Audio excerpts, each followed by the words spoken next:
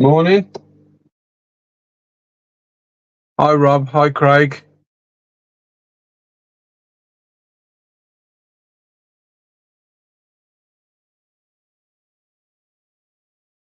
I'm waiting for it to go live on my laptop. There's a massive delay. Here we go. Is it? Yes, no.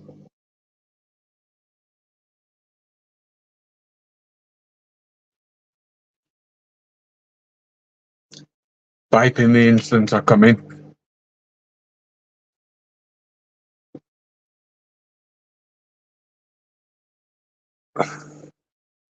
Here we go. So I've gone live on my other screen as well, so I can keep an eye on the chat. Let's move this up a bit.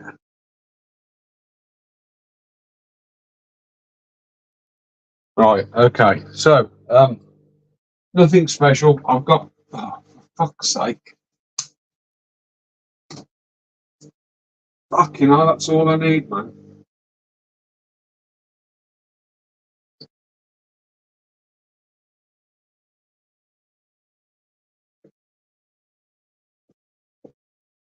I've got a problem. And these are horrible mushrooms. They're not good mushrooms. Fucking hell, man.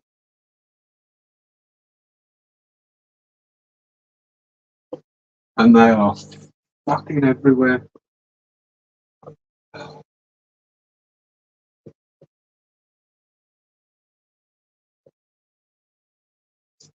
Bastard. Oh, God, I wanted to fucking close one down for a reason. I'll have to sort them out later. Anyway, plans. So I've got somebody coming for some shrimp later. He's bought quite a bit of stuff off me. He wants to start with some mixed carradina. So I've said to him, when you're ready, which he is, just come and pick what you want. Not charging him for them. It's just a goodwill gesture, really. But I haven't got the room that Craig has, but I've got some room. So I need to do all the tanks, but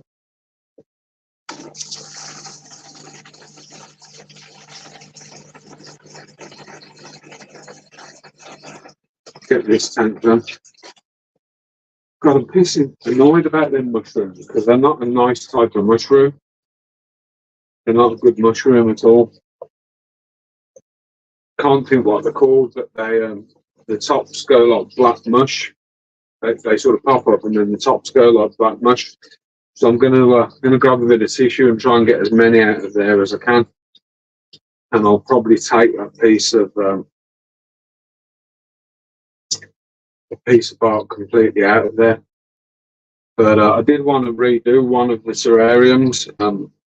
It might be that one. I want to plan it a bit better, so I'll get a bit more visibility.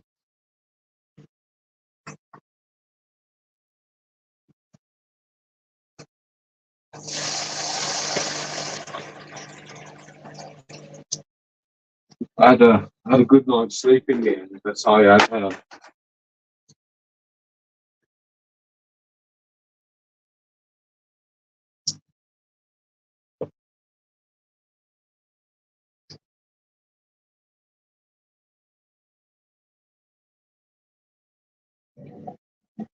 these things are going to really annoy me. So I'm just reading comments, guys, on the laptop. As you'll have seen, it's great. So I couldn't comment something before I went on. I've got the way I set this up. If I had my time again, I'd do it different. So I'm really tempted to strip it, save as many plants out of there as I can, and redo it and just tub up the little frogs until I do.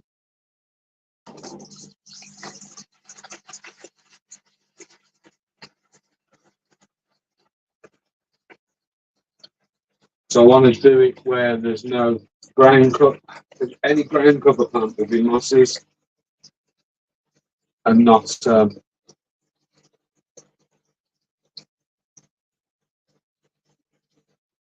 not coat pants.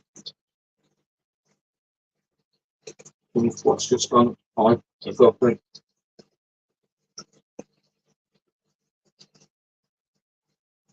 Copies are stupid.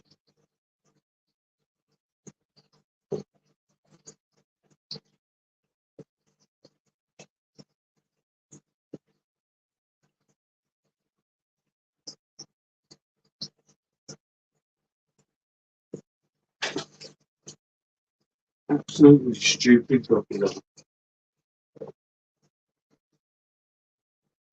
That's how stupid they are. Straight in the net.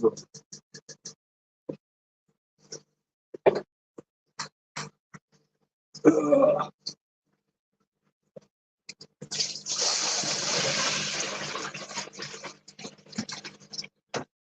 So what I'm in the process of doing is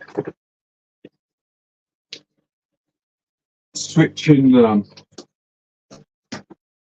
increase the temp in the room a little bit. So I've raised the temp, and I'm going to give these frogs a dry season. So I'm more worried here about any little isopods because there are some minis on there. What can I put that in?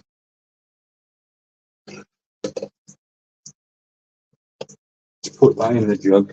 I nearly went live a bit earlier because I was bagging up an order, packing an order, and I was going to go live when I did that, but I've been leaving my frog door open as well. That's not clever. Right, let's try and pick these birdy things up. Where are they?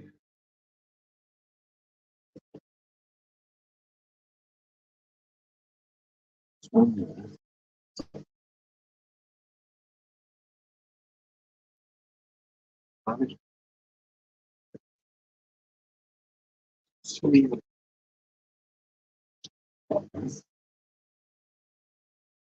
There's one there.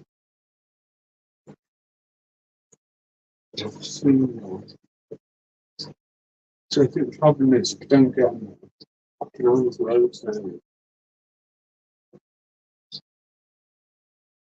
The problem is we don't get on.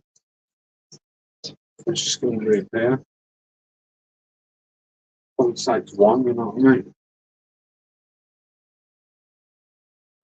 Can't think of the name, but they're not nice.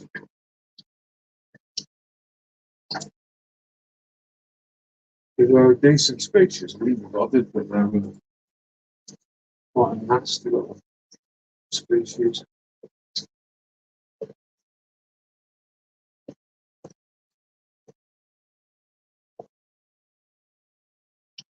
But yeah, I think what I'm going to do with, if I don't reset it, so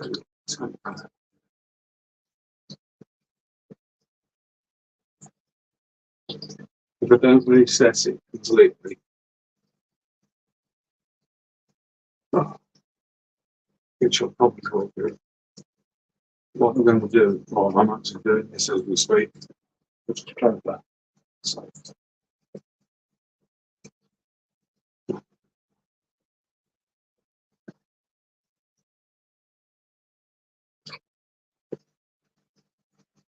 sorry, I'm halfway through a sentence and I just stopped. If I don't fully reset this tank, the reason I put the room warm is because I want to try and give them a hotter, drier season and see if I can encourage a bit of breeding in them.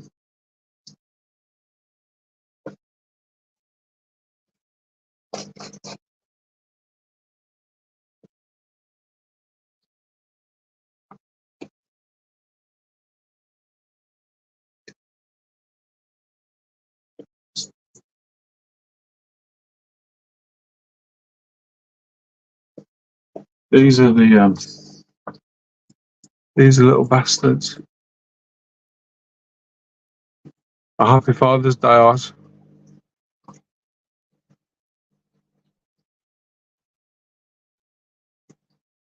Hi, Sam.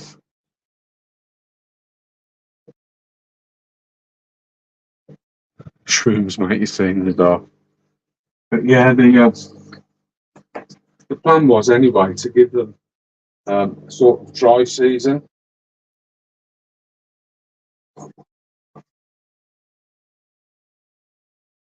So knock off the moisture for a few days. Let the humidity drop a little bit. And see if we can encourage some cooling and breeding behaviour. Because I've not had these do any calling yet at all, and they should do really.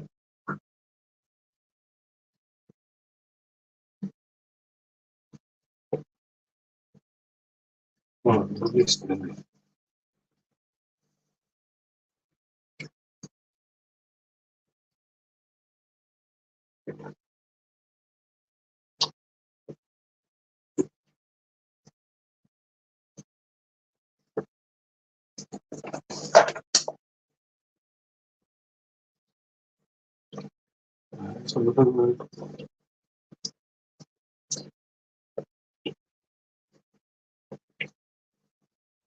So just rooting through leaflets and trying to find bloody mushrooms. And they're there. Sneaky little bits. I mean, I know it's a sign of a healthy ecosystem, but it's either the mushrooms that we want in there or the ones that are okay, not ones that turn into like a black sludge bomb, like this species does. Right, things have got more. Let's put some leaf litter in. In fact, while I'm waiting for that, let's fill these up.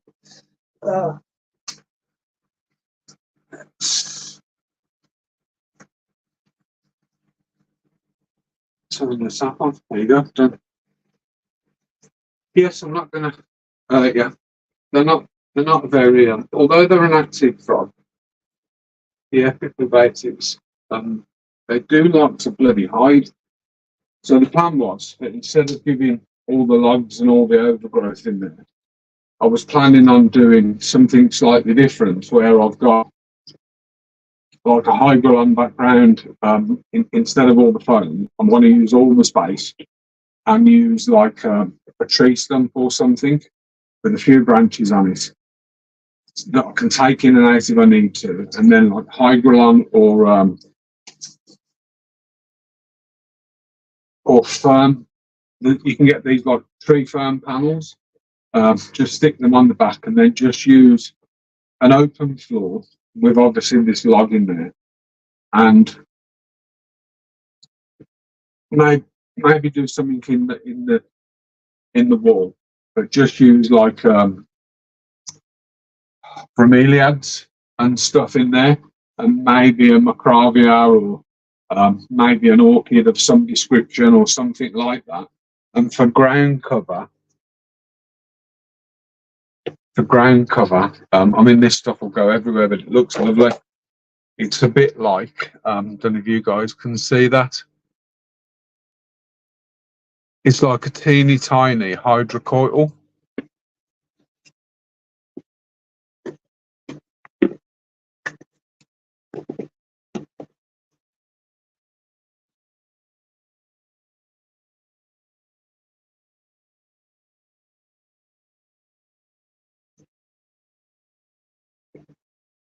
Mushrooms. So that's the plan with them. Apologies for disrupting your live, Craig. I know I don't normally go live on a Sunday. The reason I have is because I need the hours. I'm close to getting that email. So I thought, what better than to bang a couple of hours through here while I'm doing stuff in here. That's back up.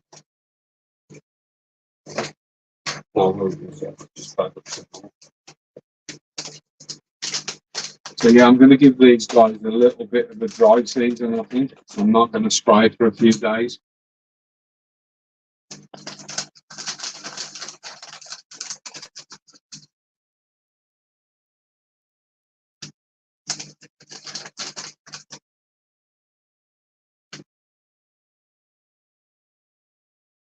My springtail colony is still doing good in here, which is always nice to know.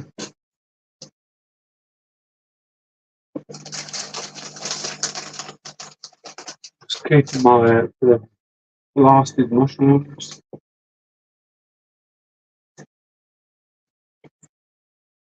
I'm going to try and get as much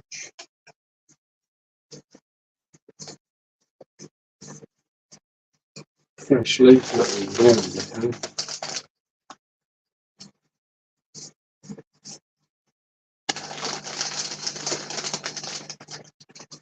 I went to see a couple of chaps yesterday that are open. Well, they've got a little business called the Terrarium Hut, and we sort of know the same people from where I grew up. But they sort of concentrate on plants and stuff. They do keep a few frogs, but they put me in touch with some local frog breeders who I can sort of bounce off a bit. The one guy does mainly Umphaga species because they raise their own young. They used to do all sorts of Anasamaya, but now he just does the Umphaga and got lots of them.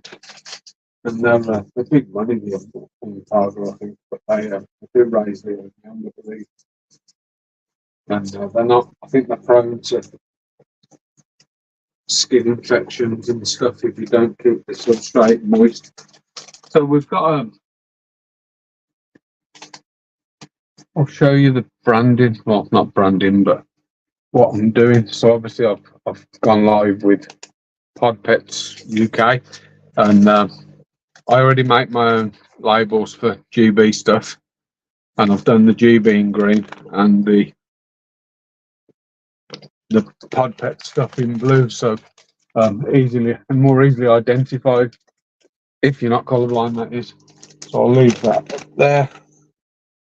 I'm going to dry this out a little bit, and I'm not going to spray for a couple of days. So I've raised, I think I've raised the room to 24. I think I've set the room to raise to 24. It's a bit tricky. It's a bit tricky because at the moment I'm using my dehumidifier as a heat source and this is a cool source. If it gets too hot in the day, I'm having to flip it, but I might flip the AC unit over to heat and just let that sort of control it and then use this when the humidity gets too high. Oh dear.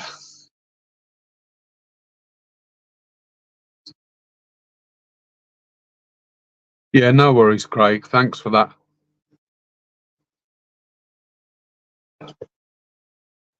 So yeah, my water changes are pretty easy. I am let's take this off actually.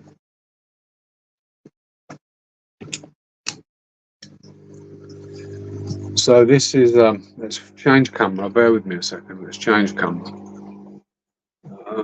Settings, camera.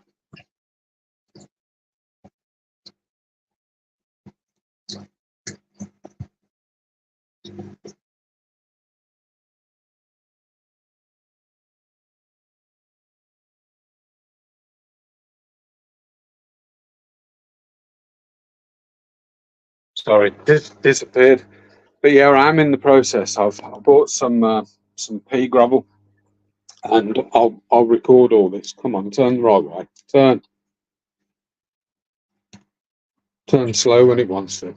But this tank here at the moment has got my it's got some Amanos in it. Sorry, there's a mad reflection. So this tank here has got my Amanos in. Absolutely shed loads of whatever that plant's called, memory's gone. And I do sell that, but this tank's going to get stripped down, and I'm gonna escape it. So totally different to how this escapes, but that's going to be my. Yeah, I'm going to put the Amanos in the house tank, and this is going to be escape, but just with fire red Neos in. And I'm still having a problem. I'm going to strip this down. So I'm still having a problem with this tank, and I just don't know why. And if you can see over the back, see if I can get it in the dark, there's a bit of blue green, and I've never had blue green in a low pH soft water tank, even on top of that filter. I am going to let it run, but I do think it's blue green. I'm going to reset it, but I'm sort of half tempted. So you can see me as well. I'm half tempted to actually turn that into a Neo tank, put my blue jellies there in it, and move all my greens into here. And then what that does is it frees up this corner, and I've got here roughly probably 60 wide, 45, 50 deep that way. And well, I'll tell you what I'm thinking of putting there. I'm thinking of putting another terrarium there, sort of changing the config of the stuff behind and putting another terrarium there, but sort of really taking my time and planning it, and potentially putting some harder to find species of plants in there. And the isopod thing that's there will go on that shelf. I'm going to widen that shelf a little bit, and the other spiders will go up there. So that's that's sort of the plans. So this is the mess into the house, but I have got in there. So I've normally got that door shut, but I've got in there a light, so if anyone comes in to speak to me, they can see straight away that I'm live. Let's go back onto the other camera. Where you gone? Layout. I'll try not to. No, don't want layout there. Settings, camera. Back to that one. Done.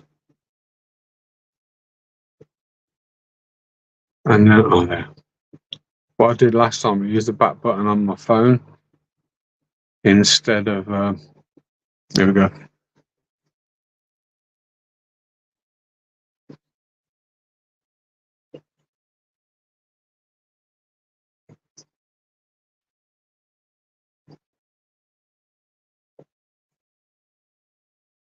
Oh, sorry to hear that, Rob. Really am.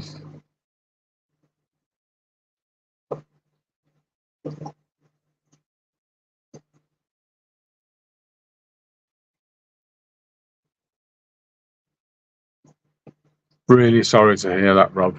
I know it's been a mad battle for you guys, and he's been in and out a few times that you know that I know of.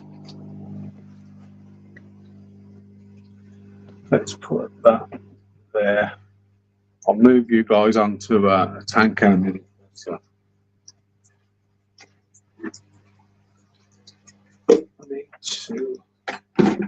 now that this is done, I can just put my lid back on. Don't need to do anything. It will just fill up and switch itself off when it's full.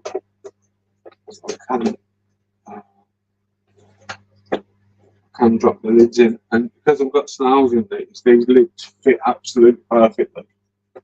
I don't know if you can see that, but I've cut these. There's a little slot here, so I can move these over and feed.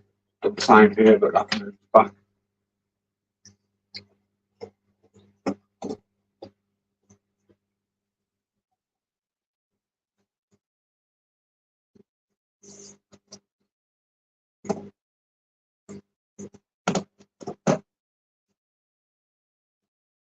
Need to mineralize this tub.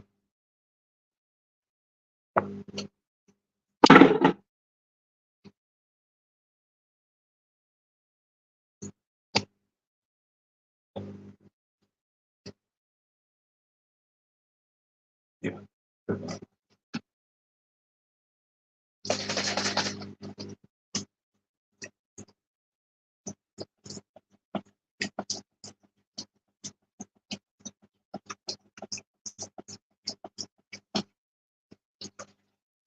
Oh.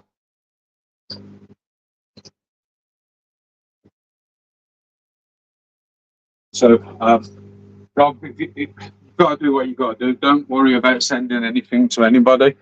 The I will show you where yours are going though. So they're going in here. So there's a little bit of diatoms, but there's quite a bit of green algae, and I've had my own that were hanging in this breeder in here since yesterday, and we have a molt by the looks of that. You can see two of them. Where's the third?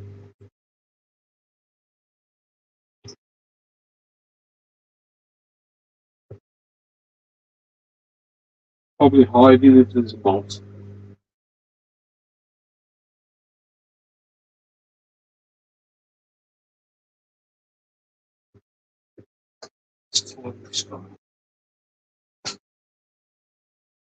If you need anything, or Rob, just ask. You know that.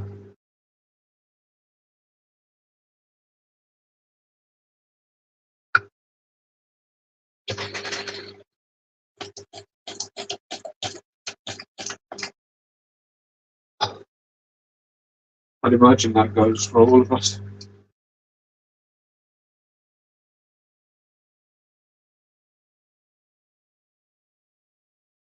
Yeah, sending loads of love.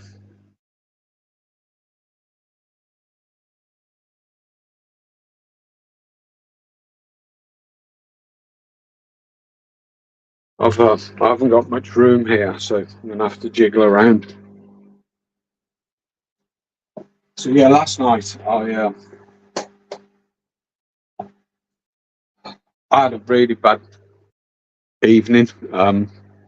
Worst I've had in ages with my back, and to the point where I've got back pain down my left foot. I mean, I get pain down both legs, but it's usually in my right, and it's shifted over to the left.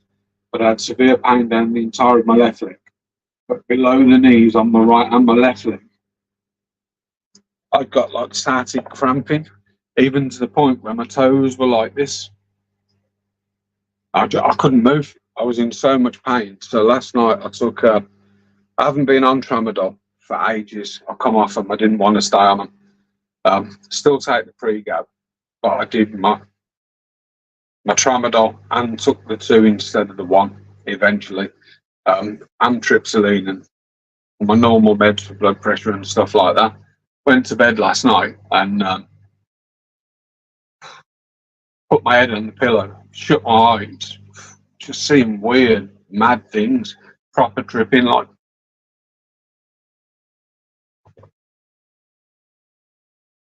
Oh dear.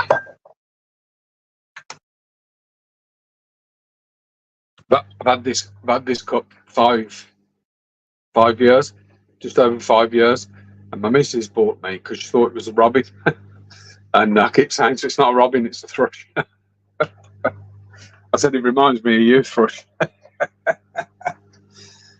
Oh dear.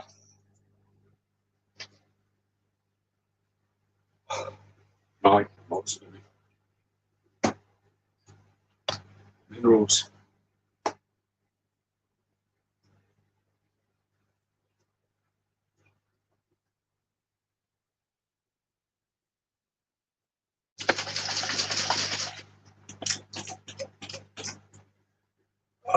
Let that run a bit more. I'm gonna do water change on these, so very small. There's a couple that are cycling. I'm gonna strip that 100%. Strip it. I am waiting for this little tank to cycle, and I'm going to move my dragon bloods down there, and then that gives me this tank. Got this one already set up for a breeding project. This one's already on a breeding project, and I've got babies in there. This will be another breeding project. Not sure what I want to do with that. Just a bit perplexed that it's ended up getting green algae and some mad purple algae as well. So that'll go down here. They haven't done good since I moved them. So what I might do is move them again. This end tank This is good, so that's going to be a breeding project for here or here, whichever it goes.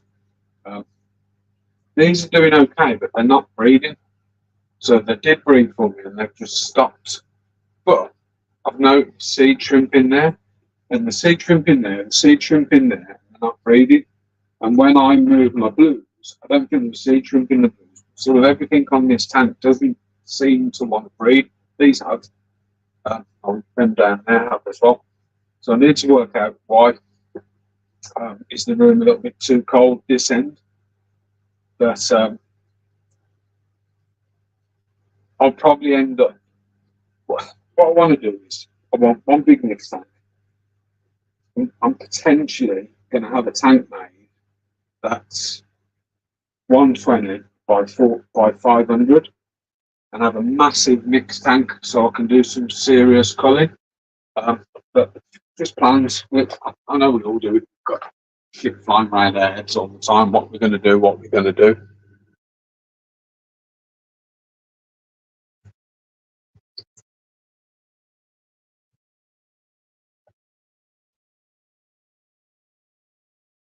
I don't need 6 discus. If I was going to have discus, I'd have them in the house. And I'd do a proper show tank, 4 or 5 footer. And that's close. So, SL Aqua Blue Wizard in a green bottle. Ironically. I think it's in a green bottle because, you know, like the brown bottle and the green bottle thing, it doesn't degrade in sunlight. I think that's why it's in a green bottle, because the GHs are in a brown one. Yeah. So this takes 40 to 45. The reason I'm doing it bit by bit, I can't remember if I entered it or if there was some in the box, so I'm just gauging it. I know once I hit 145 and over, TDS, I'm on 5 GH.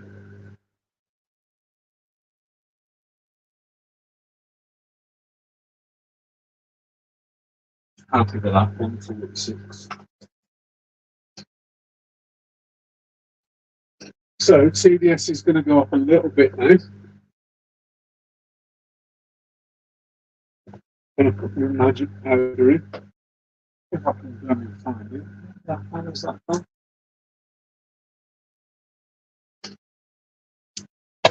It's pink. Is that one?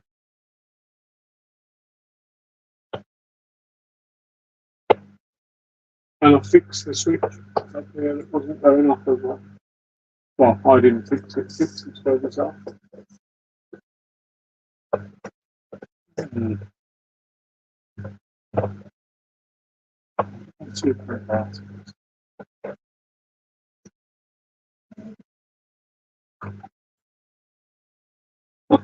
In my hand, looking up there, and I've got it in my bloody hand.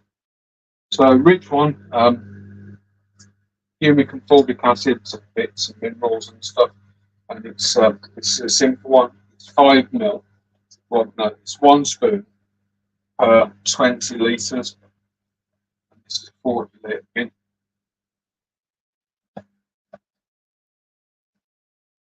Come on.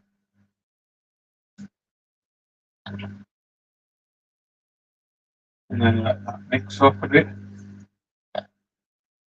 All that's mixing.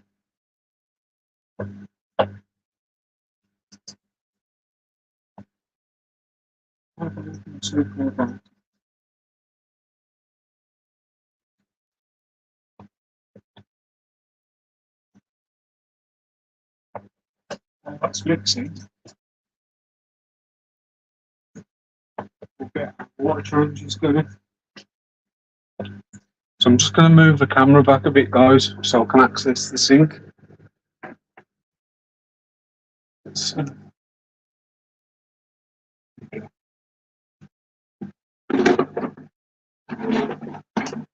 One of the best things I bought for in here, I think Craig's got one, is like this caravan step thing, because not only can we use it to sit on, I can use it to stand on and get access to stuff up here. But the top of it's really good for the bucket when I'm doing water changes on here. And in these tanks, I've marked 10 and 20% on them. I will do 10% on this one, but I don't need to because it had a 90% the other day. So let's, and the way I put corners on these, they're in the steady.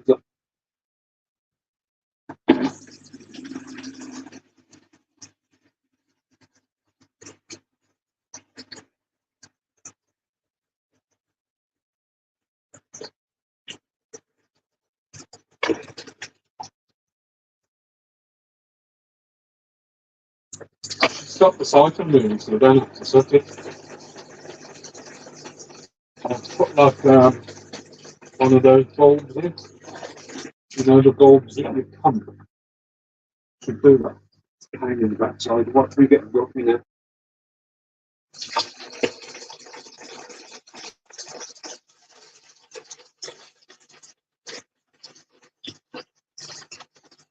Here we go. Here it comes.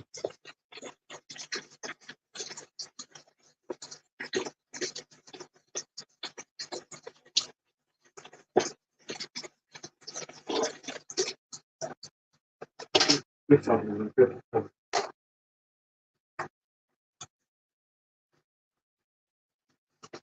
Oh, yeah.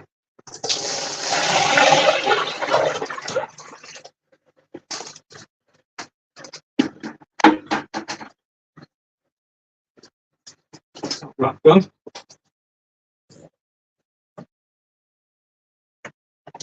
The 10% of things fills a bucket of two of them.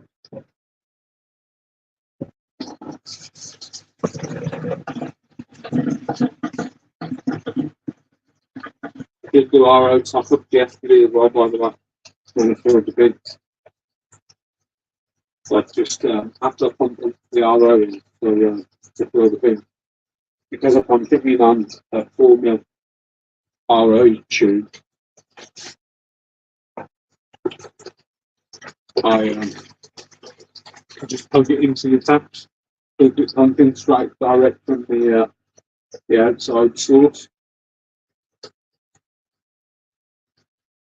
And these orange buckets, unless you siphon them from orange tree, I think are better than white because you can see anything in them apart from orange. Quid from pink, I think they are. Not that I should be bucketing. I should do something where I can just pull out something and pour straight into it. But at least with the bucket, if you do stuff something, you don't have to.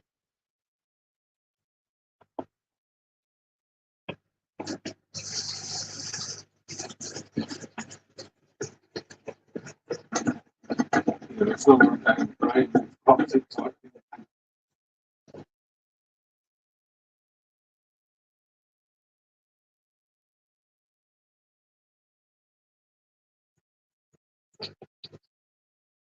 I love watching. There was a live at Crazy. There was a live at Crazy that I watched because it was in that long section side, and you've got sponge that needed cleaning out, and he literally sort of kicked it onto the floor, and then used his foot to massage it out. I thought it was fantastic.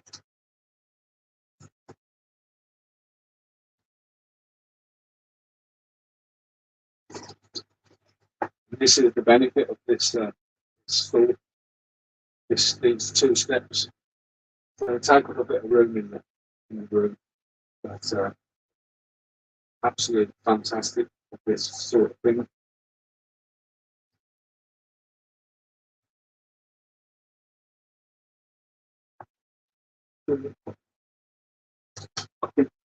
So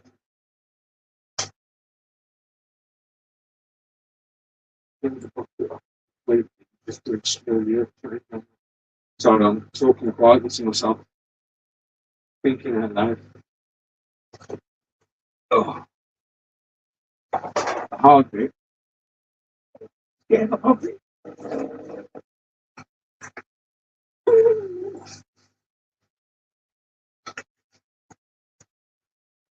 I'll get some messages in a second.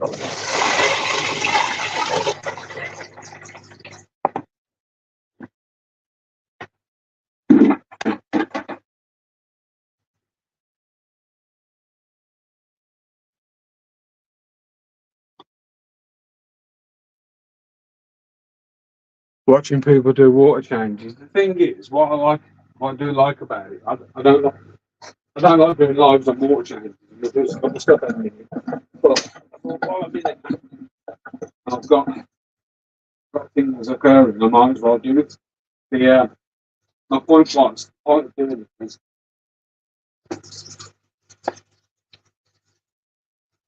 I mean, I like Craig's water changes in that long room because it can just go straight into that sort of drain bit. But obviously, I haven't got that or the ability to have that, you know.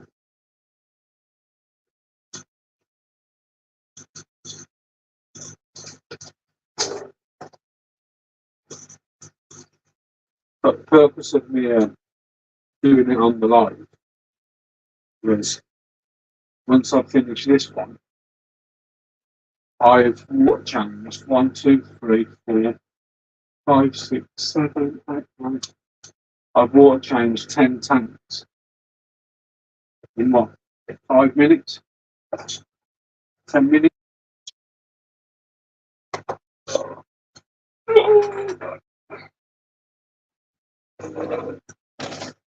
Oh,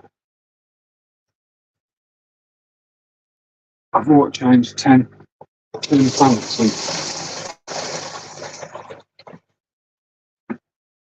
in a matter of minutes. And I could probably do some more on this bucket, but I can't do them all. So what I tend to do is I do one rack, refill, remineralise, do another rack, and then end up with sort of half a bin. But it depends. It depends how much of a water change I do. If one of them needs a 20, I could probably do the whole thing on one bin.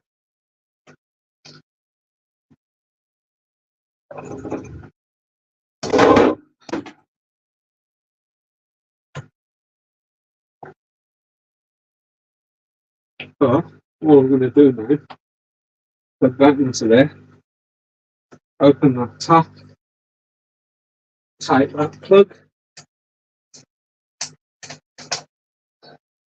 and there you go, water change is done.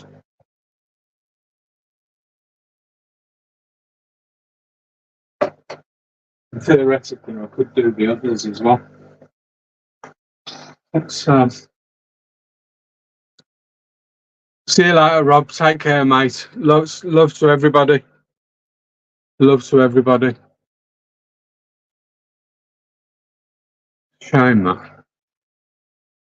I'm going to settings, camera. Oh, it's general. Don't want general. Settings, camera. There we go.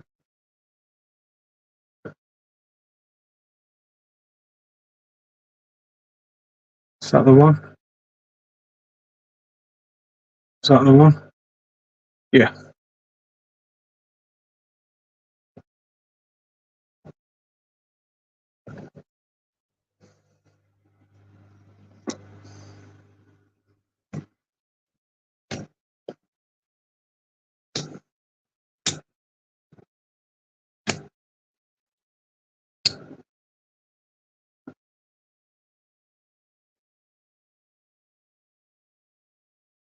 Bloody wall hanger.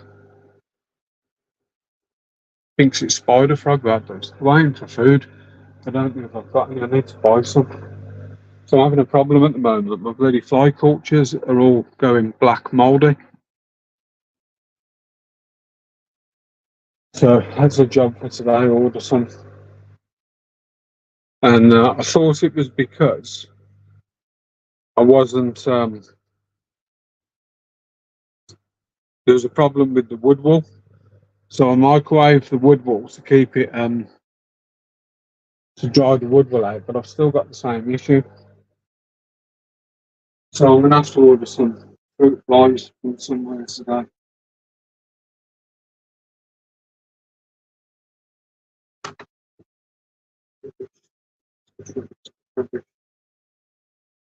It's working.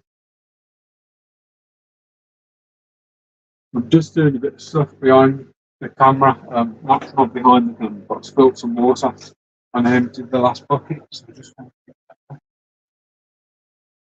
just when you slip a bucket into the sink too much, it's goes through that.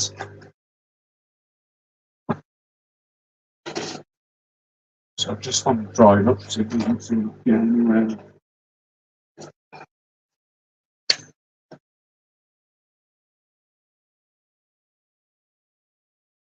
Plasterboard split, all my kind of stuff split.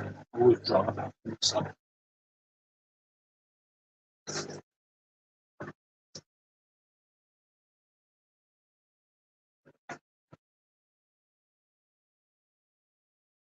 Oh dear.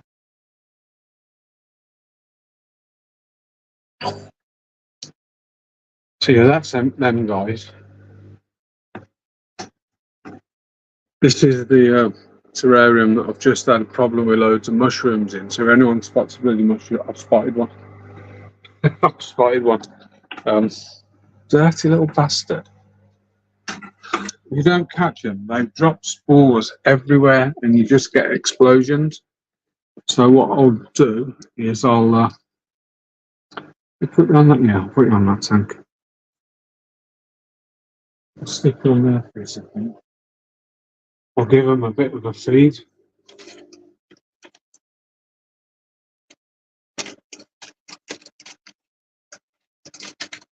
So yeah, at the moment I've got 12 tanks filling up, 10 on one and the two Neo tanks, which obviously are a different mix. But let me find this machine and get the bugger. In fact, there's another one there. What's that one?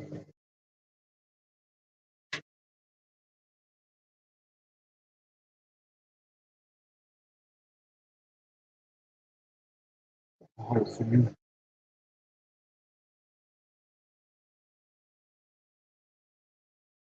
Three little mushrooms sitting in the cage. Another one there.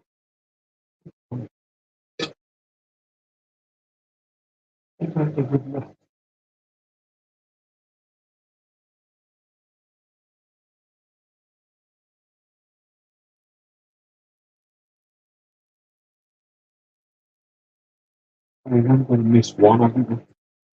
And you're in the shit. That's one.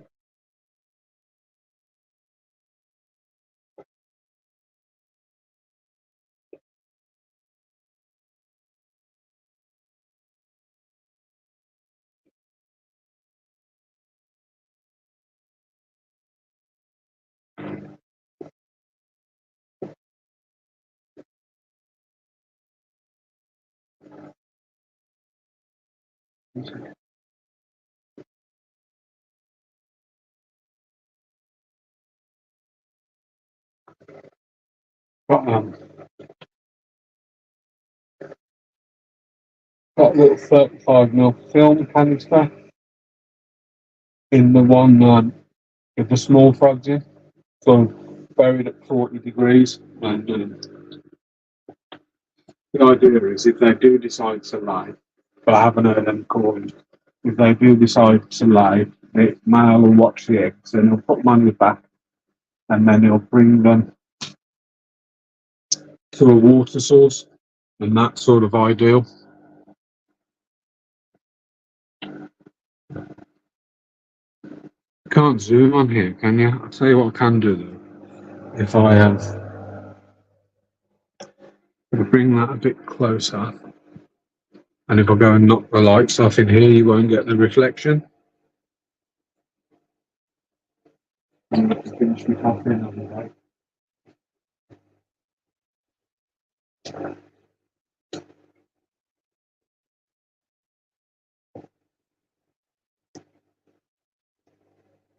That's better, isn't it?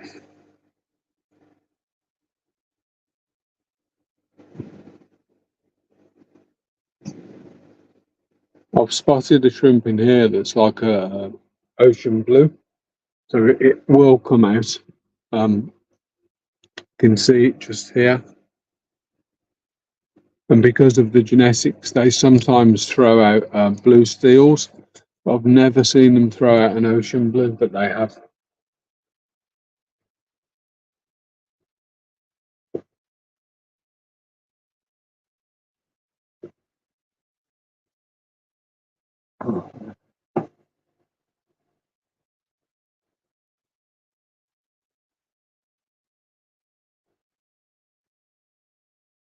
Put the boat down somewhere. I can't find this. Yeah.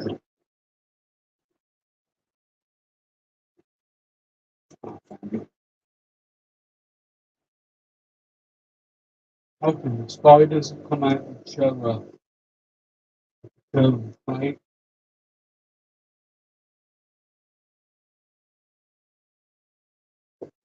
Especially the Bahamas, the white phase Bahamas. That's beautiful.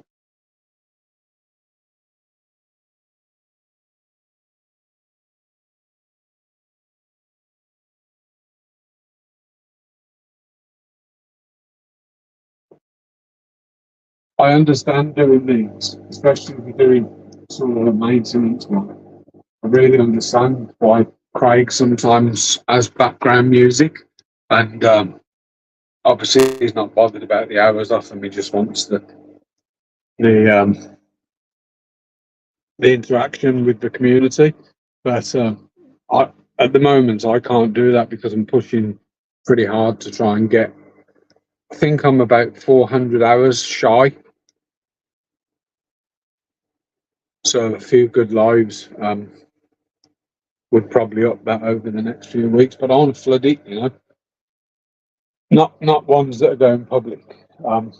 Once they're there, I haven't got a problem with doing some that are just stuff going on in the background, bit of tunes, bit of graft, and then just delete it afterwards.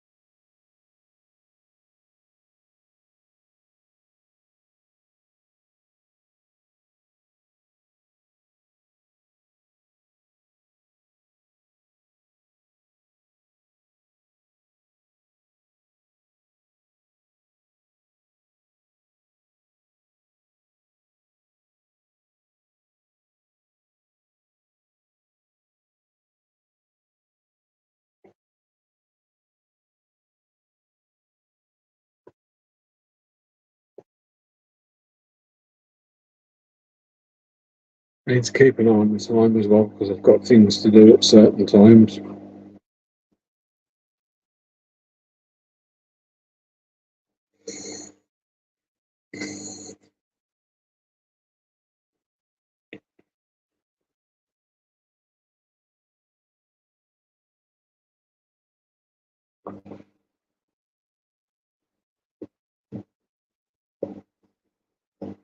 Oh no! I've just saw something.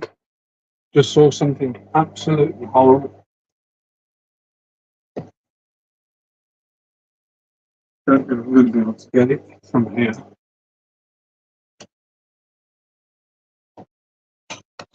Can I do it? Like that.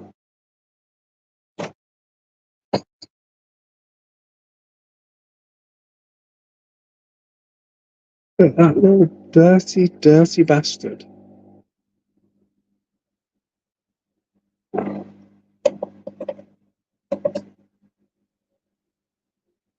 I hate this stuff, man. And I don't even know where that's come from.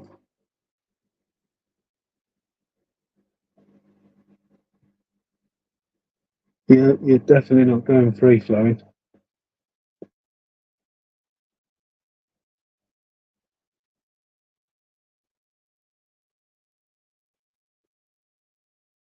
It's a problem when you break them.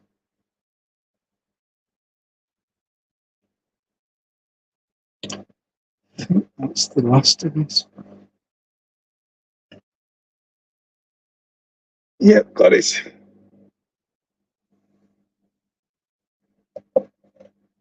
sub Wassa or sub something else tank. Begins in a W, ends in an R. Sub Wassa tank. I'll clean the glass now.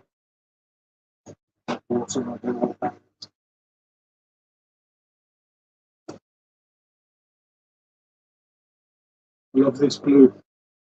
These blue industrial rolls. TikTok shop. Best thing I ever did buy these. Absolutely brilliant.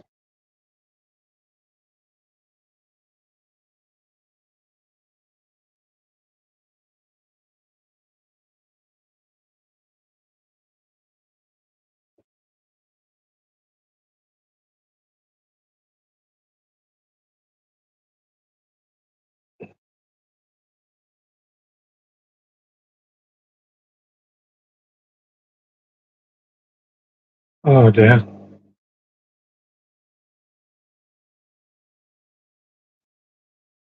Sorry, I accidentally clicked on that. Yeah, I'm still here. Can you guys still hear me okay? So because I've done it on StreamYard,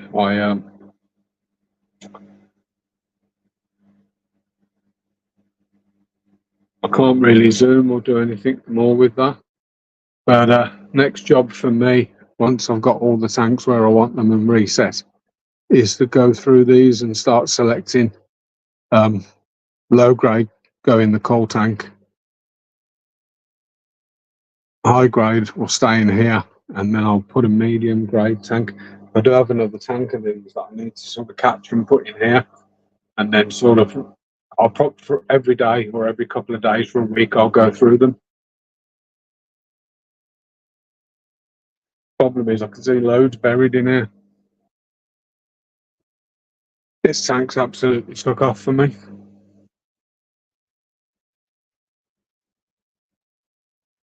As have my fancy tigers, to be honest.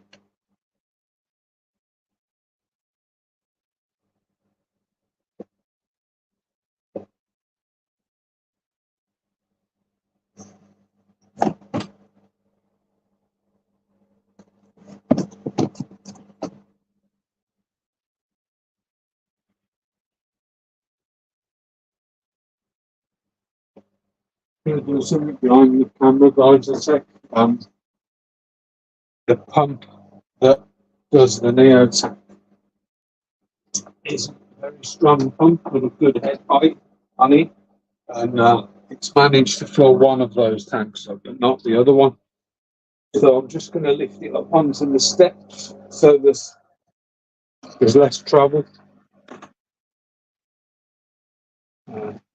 Turn that off. Turn that off. Okay.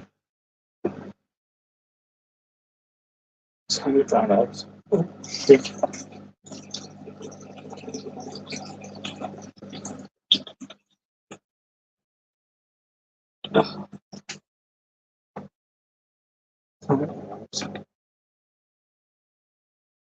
Remove that quickly.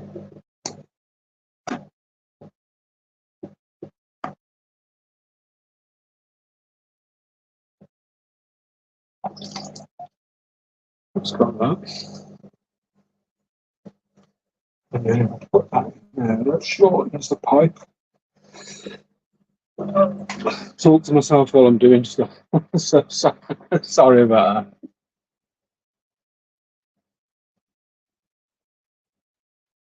I normally watch a YouTube channel on a Sunday morning, usually before I take the wife to work. And it's a couple sort of, I'm assuming they're my age, mid early to mid 50s. But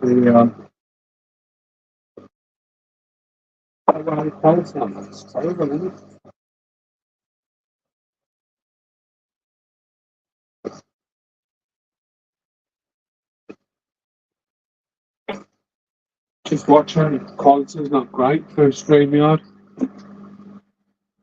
But yeah, they're a couple in the mid 50s, and 4 years ago they sort of sold up their businesses,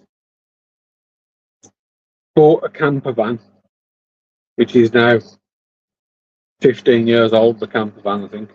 They bought a camper van and they planned this around the world trip.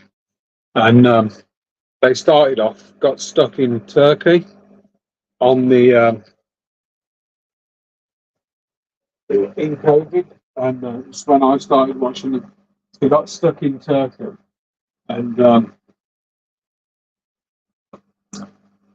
they were in a car park. They weren't allowed to leave the car park, so they couldn't get water, food, nothing.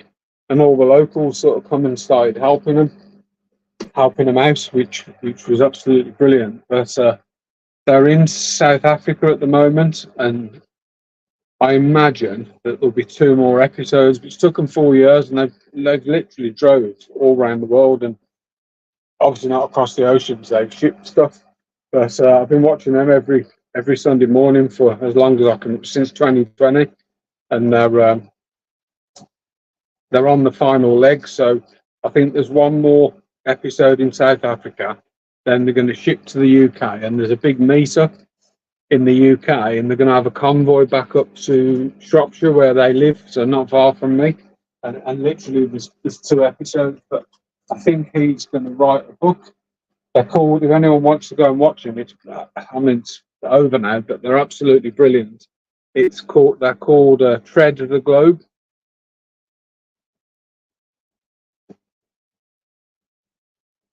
But yeah, absolutely brilliant. And they've already said that they're going to do another adventure, but I think they're going to get like a 4x4 type vehicle, and maybe do a tour of the whole of Southern Africa.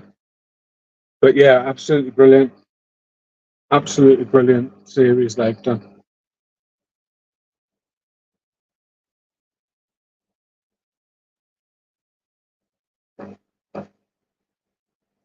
How are we doing for time? 11:30. I don't know the qualities. I'm looking at it on the laptop, and the laptop's crap. I don't know the full quality on the laptop. And,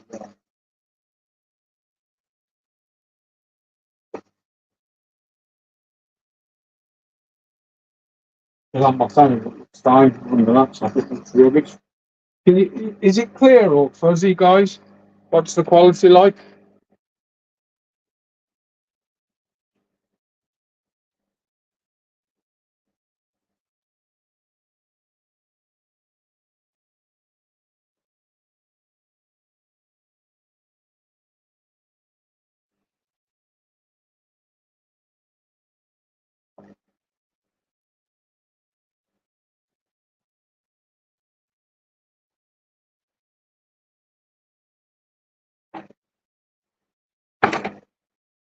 I'm gonna change the camera. Put you somewhere else. I don't know if, because I'm further away from the.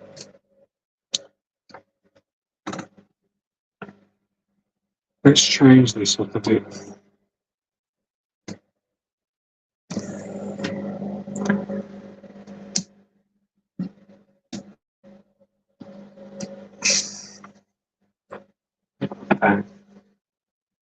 Bear with me. You're not just going to look at a black screen.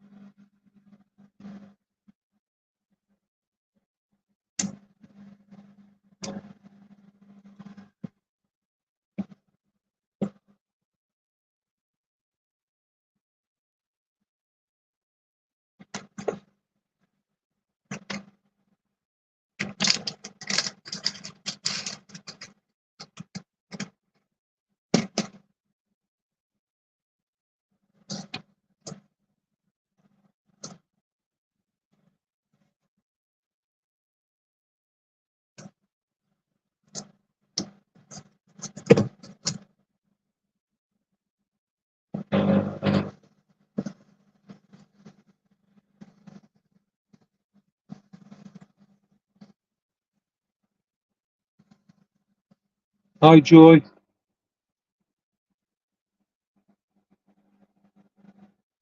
Just doing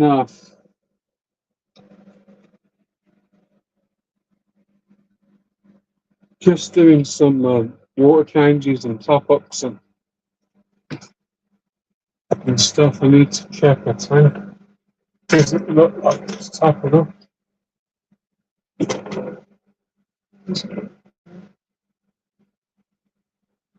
What if it isn't feeding?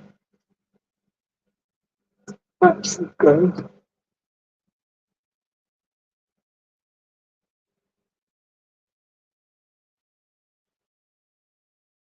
That one should already be full. I know why. It's okay, I'm panicking up here. I am on the top shelf. It didn't look like any of the tanks were topping up. But they're the last ones to top up, so it must be doing the shelf below. It hasn't got up here yet, but there was a tap up here that was closed. So I must have closed it for a reason.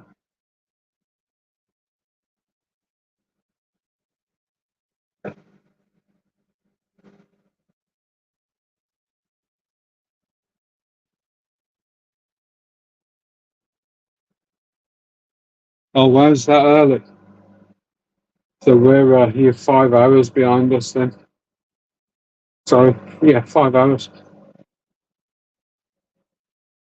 That's an early start, 6:30 for anyone. Although to be fair, when I was working, I'm a IT consultant, do project management and software implementations, all the way through to training end users and stuff. And when I was working, there wasn't a day, even Saturday and Sunday, that I wasn't up at 6:15 every morning.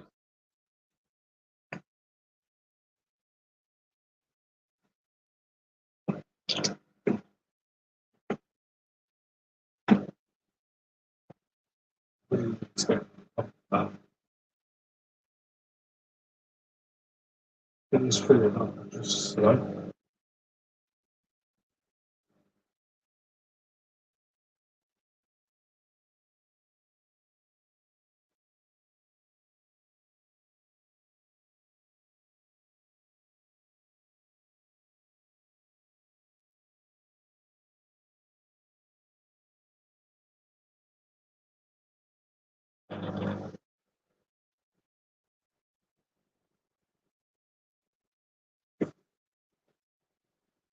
I'll stay alive until on the water tops. Then I'll go dinner on. That's how right at the Sunday.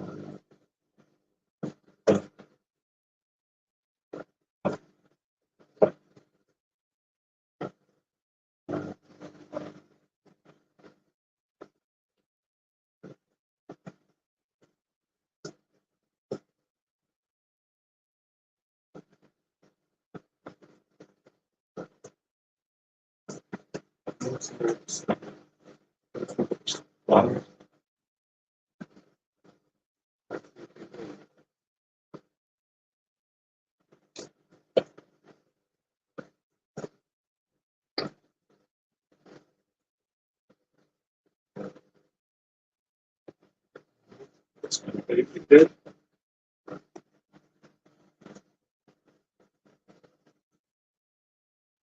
That's fine.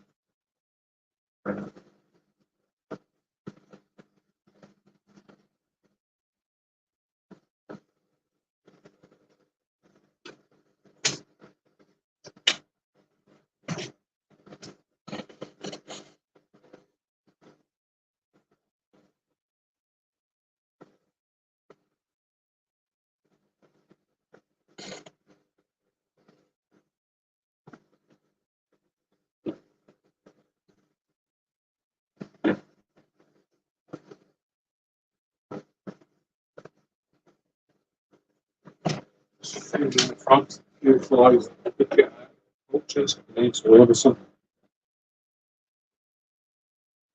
Seriously need to order some quick like today. Hopefully the guy that I normally get them off back. I'll get a couple.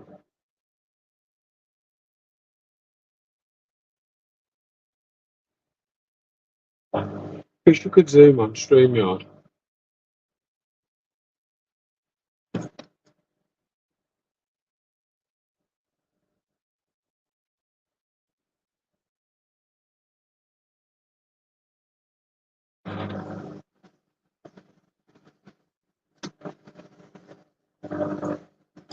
Um, yeah, so it's sorry, Joy, I was up doing the frogs. Yeah, I do breed to sell. The market's not very fluid in the UK, so I'm a hobbyist breeder, but I have got a business. So let me just flip the camera. So I I do sell shrimp products as well, lots of them. So I converted the garage in my house, and I sell fish foods and fish products as well, but mainly shrimp. Although I do sell quite a few fish foods and a couple of medications, Melafix, Pimafix, White Spot Cure, um, stuff like that. Really, carbon, hang-on breeder boxes, well, floating breeder boxes, various filter meters, test kits. I need to order some test kits. But glass cleaners, um, easy carbo, liquid carbon, H2O maker, which is a dechlorinator, filter start, active start, few Seachem products, few different pumps, air pumps, aquarium salts and stuff. And then I've got lots of soils, but they're all sort of hidden heaters. So yeah, I'm a hobby breeder, but it is a business as well. So that I say the market's not very fluid in the UK for shrimp, and people just, for quality, I feel people aren't, if you said to if someone said how much is that shrimp and you said 50 quid, that panic at 50, UK pounds. But I've got shrimp in here that are worth more than that. The market, but they have got that sort of market value, which is where's my calculations? Just remember to take one of these out of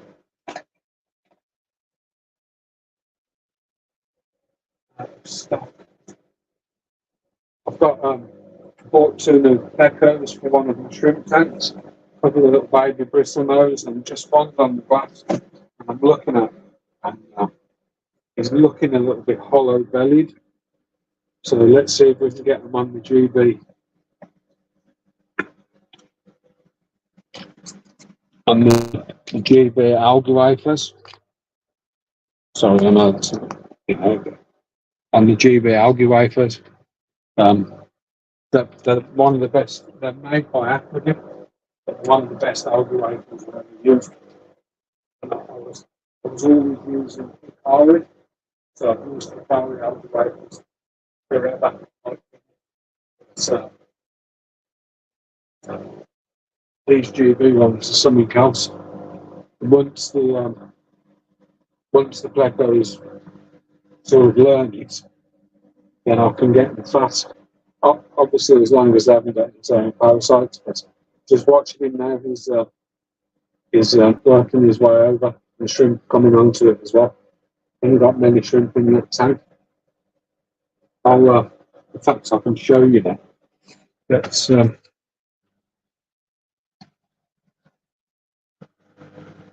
Let's put you guys over here. Where's he gone? There he is. So there's two. There's one on that rock there, and this little guy. And so they haven't found my algae wafer yet, but it's whether they're used to finding the algae wafers. He's definitely gone over there. I'm hoping he gets on it. He's moving. It's still on the glass. Let's see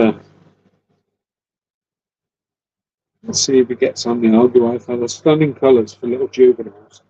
I mean, I know they'll lose the colour as they get older.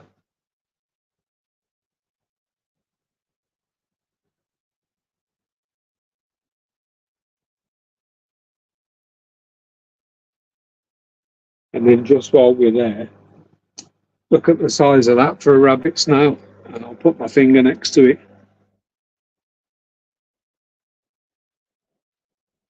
That's probably its head, probably 2/3, 3/4 of my finger. That'll cover. Oh, look what he's about to find. Oh, there he goes. Oh, no, not interested. He's probably thinking, wow, what's this? But they just look a little bit hollow bellied for me. I'll leave it in for an hour. And if they haven't sort of got on it, I'll take it out.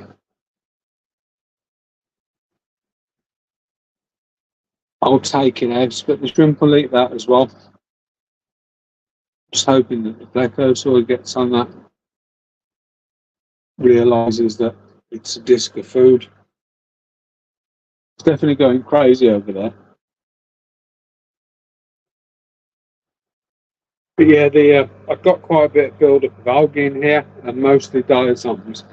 And although I want algae for the shrimp, it's more of a scape, this one. And I wanted the plecos because they'll keep the ecosystem going. Their poo gets eaten by shrimp and stuff.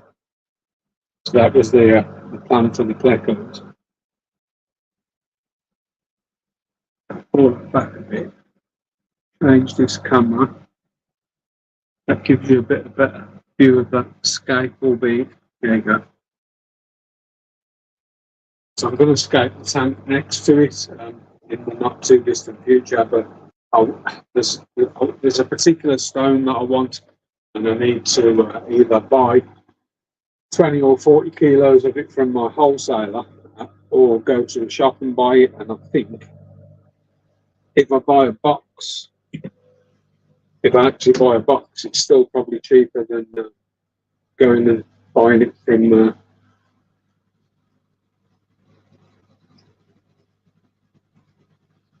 from a shop. But yeah, he looks a little bit hollow bellied, and I'm concerned about him, so I want him to be as fat as I can get him.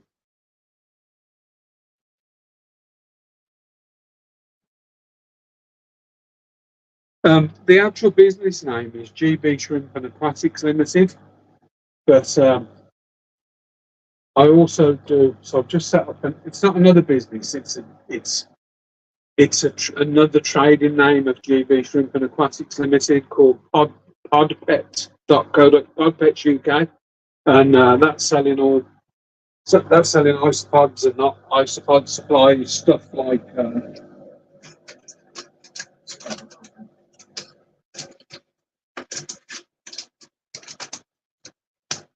like special soils for isopods, stuff like sphagnum moss, stuff like leaf litter, cuttlebone, some of the botanicals that sell to shrimp, so they cross over. Things like lotus heads are really good for isopods. It just gives them somewhere to hide. Oh, that'll be a bit quieter with that pump off. So let's disconnect that. Let's sit down in a minute and sit and talk on the see the comments as they pop up like.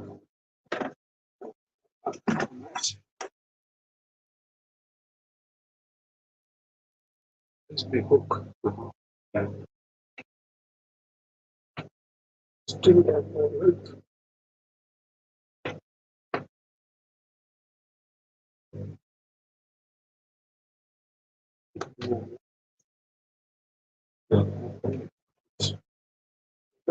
Right, back on the comments now. Hi, Ryan, how you doing? Let me find me vibe and get to sit down.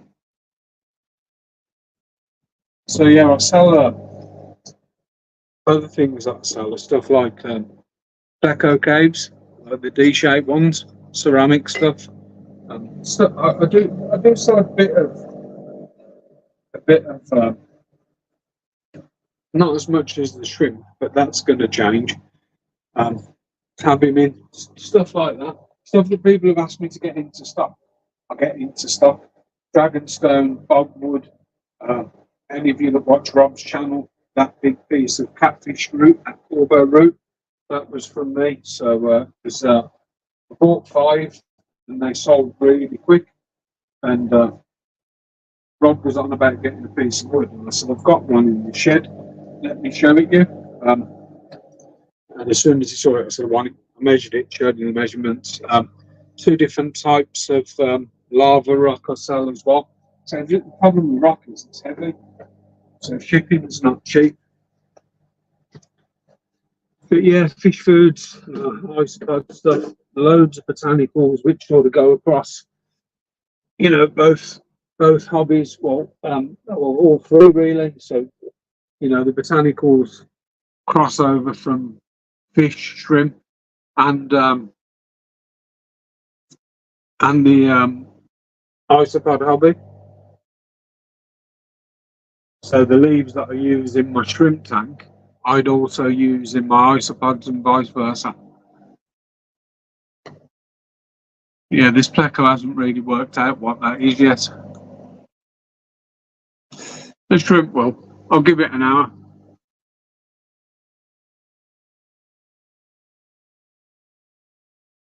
We'll give it an hour. I'll move the mouse. Just looking at my red neos, my fire reds.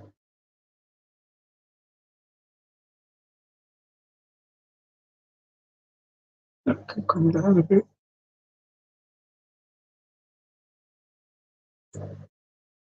They're just, I hope they are, but that they were sold to me as just bristlenose plex, but lovely markings on them, absolutely stunning.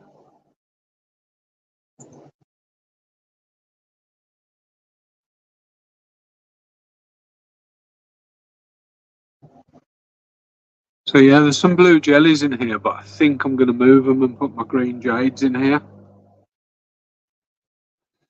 And there's I keep this at about 8 GH and 4 KH.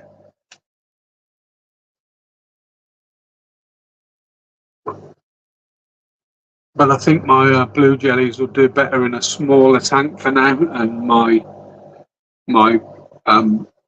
green jades are sort of, their colonies getting a bit bigger, so they probably need moving. I do have a couple of guppies as well, some endless, but they're more of a tool than I do like them, but they're more of a tool than anything. They're really good if you get a bit of an explosion of seed shrimp in any of your tanks. You can put sort of drip acclimate half a dozen endless, stick those in your shrimp tank, and watch them go type thing.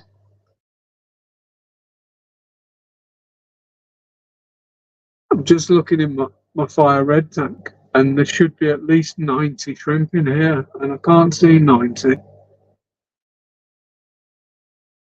Wonder why.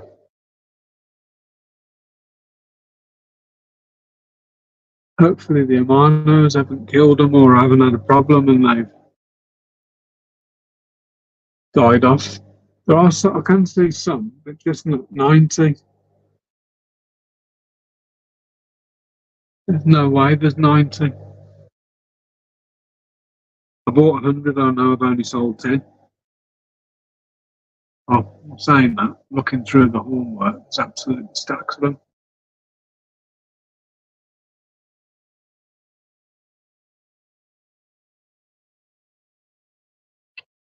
These wafers are spot on as well, but I don't think they're wild calls, but they could,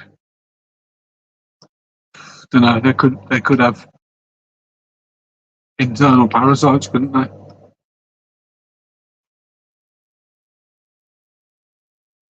And they're definitely feeding. So if he was that hungry, he'd get on it. These are really good wafers as well. I guarantee if I took that wafer out and put it in a shrimp tank, it would get absolutely destroyed.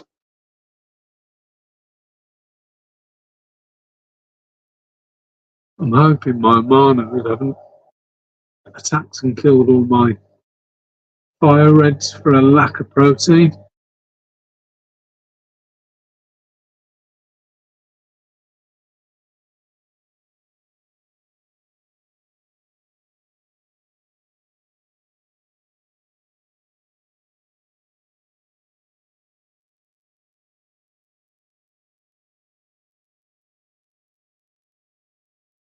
Hi Craig. We're just looking at these little plecos, and on the glass he looked a little bit thin. So I've dropped in an algae wafer, but he's paid no interest to it at all. No additions.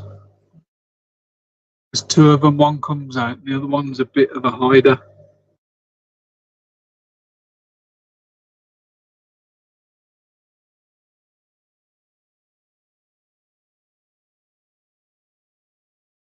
Maybe he's got enough food on the algae.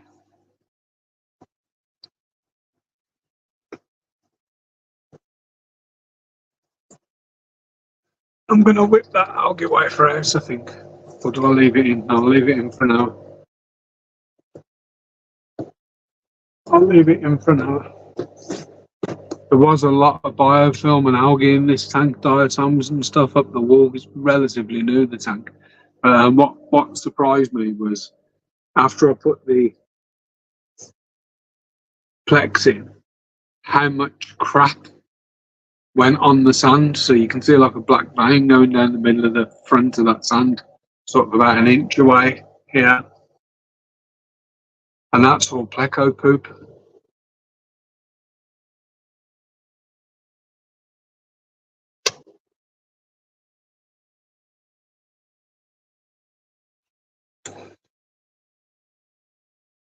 I think I'm going to move some of my guppies into my orange eye red devil tank.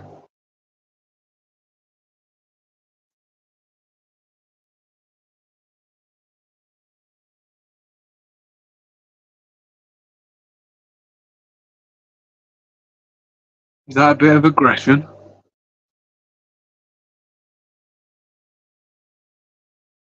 What do you guys think? Do you think he's... I don't think you can see it as good as I can. Do you think he's a bit hollow-bellied? Morning, Kaz. It's hard to say.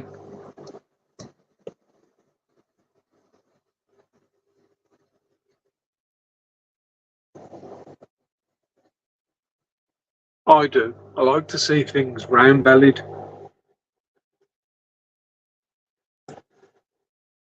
I really want some zebra ottos, but they're so expensive.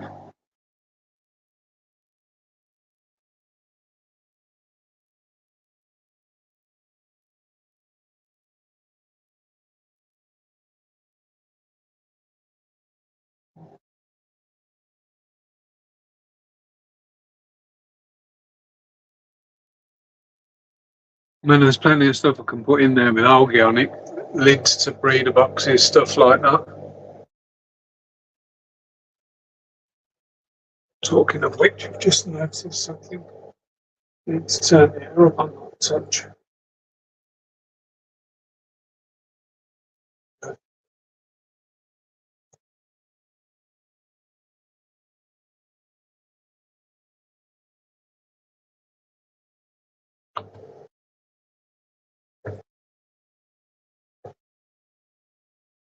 Oh dear.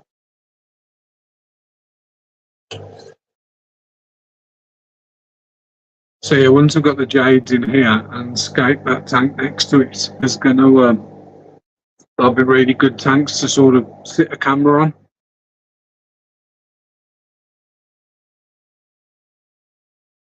I don't know if I'll put a pleco in the other one, but I may put in some ottos. Might give myself a few ottos. Or although they do better in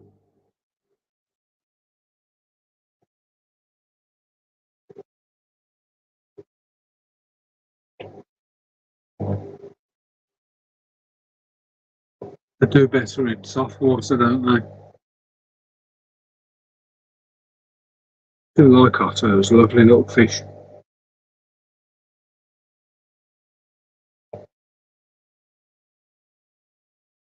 No, it's they were little baby plecos, Kaz.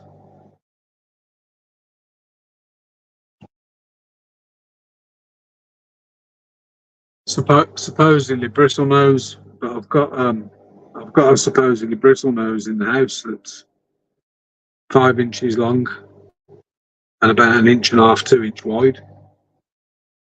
No bristles, so if it is, it's potentially female. But my missus, my missus feeds the heck out of that tank.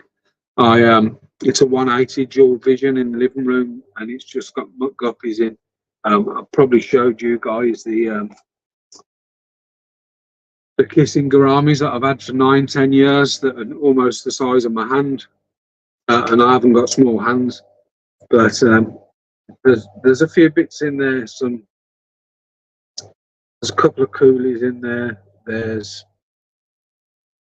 a yo-yo loach that's about 5 years old. There's some can't think what they're called. What are the orange and black loaches? What are the orange and black loaches that are the same shape as the yo-yo?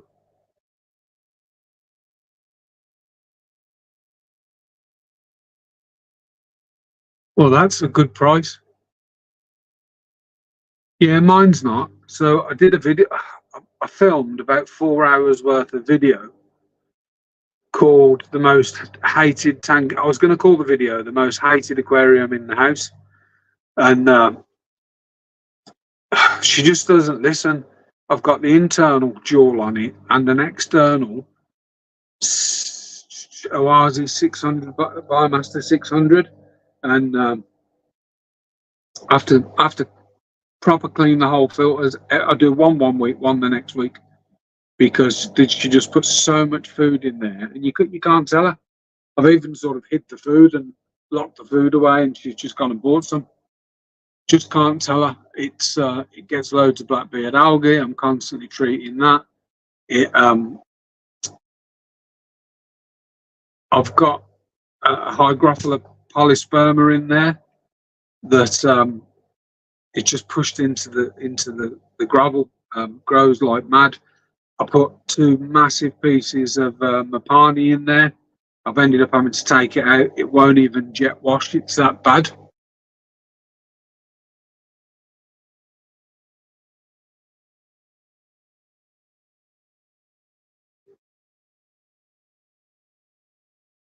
Yeah, I love plecos.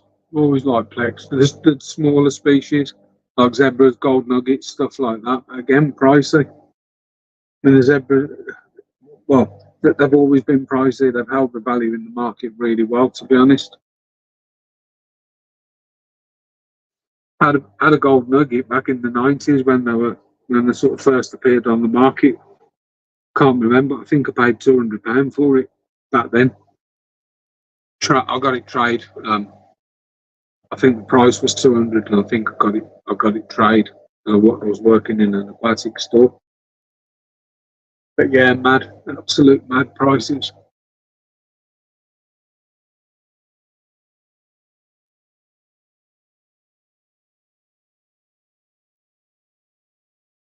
I'm going to actually catch this guy later. So the other thing in here is the snout. I've got some little zebras in. There's not zebras, rabbits in here. So even if I leave that bit of algae wafer, the rabbits will eventually get on it. Just if you see shadows, it's because I'm doing something in the tank next door.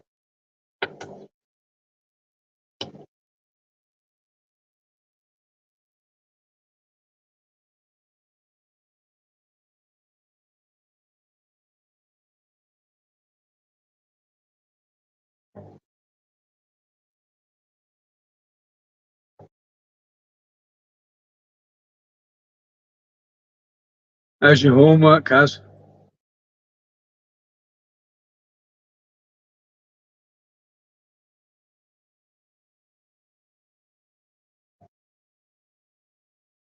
Do like Hillstream. God, there's loads of guppies in here. No wonder I've got no shrimp.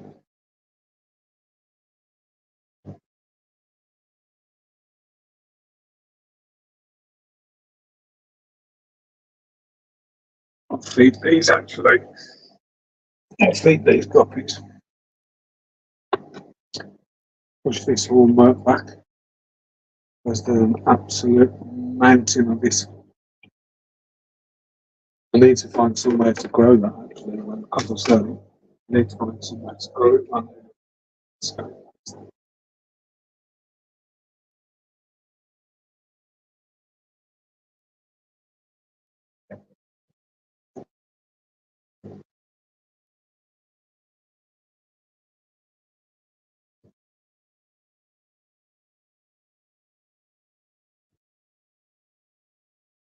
yeah.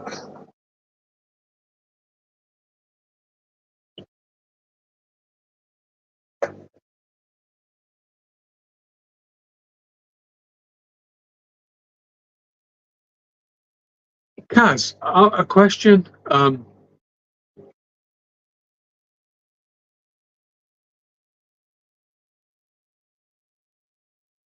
got a question for Kaz. Did you used to keep snakes?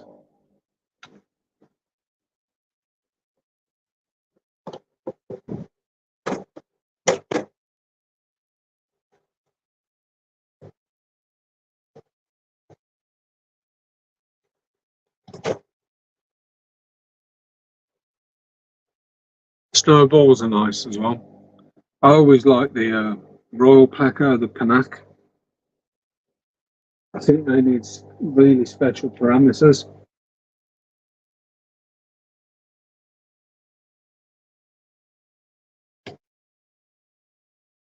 Ah, right. So, interestingly then, if you used to keep snakes, I went somewhere yesterday trying to sort of build some connections and opportunities and stuff. And I met a couple of guys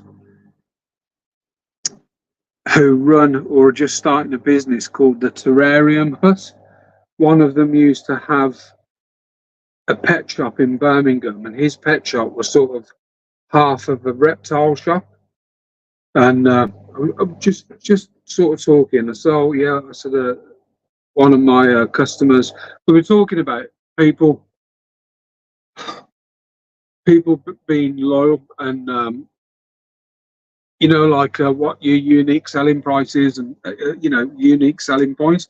And I says realistically, I can't compete with some of the people out there, but what I can offer is the best customer service that I can offer. And I said I've got one customer. I mentioned I says a lady called Kaz up in Scotland. I says who used to shop elsewhere, but always comes to me now. And I says, and that's just sort of through building relationships with customers and good customer service. And they actually says, oh, that sounds like someone we know. Did you used to keep snakes?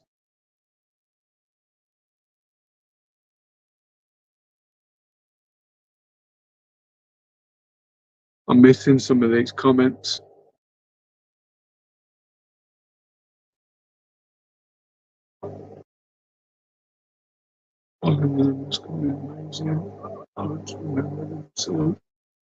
Yeah, it is. I don't know any. I don't know any of the numbers.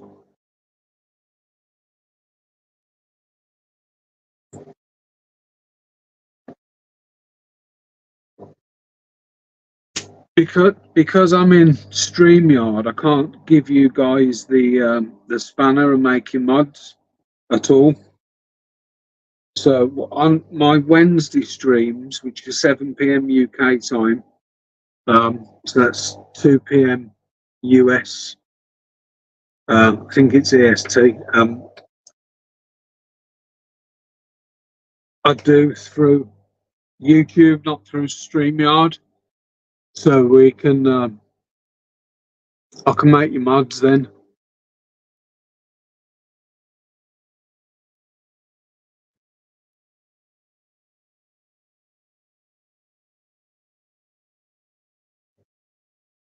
Just having a look at my snails in the other tank. And how many cherries I've not got, which I should have.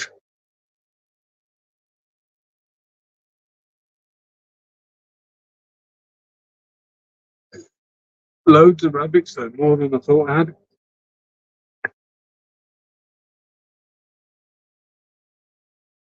Let's give, well, what's he got?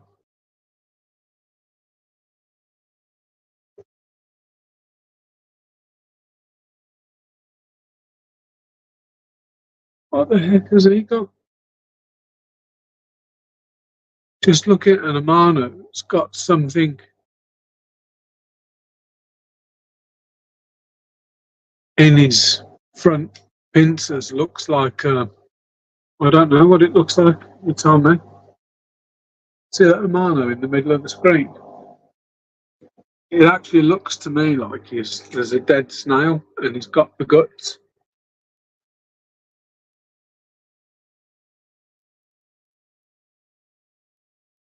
Ever so strange.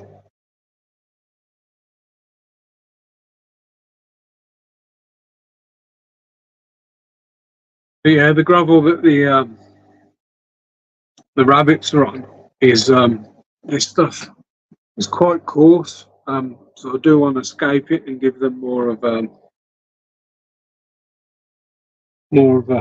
rounder gravel, not as coarse.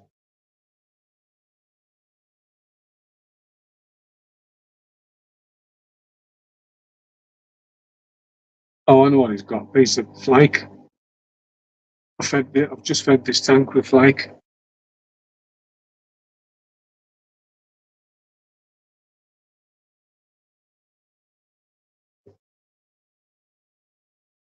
Oh, Rainer.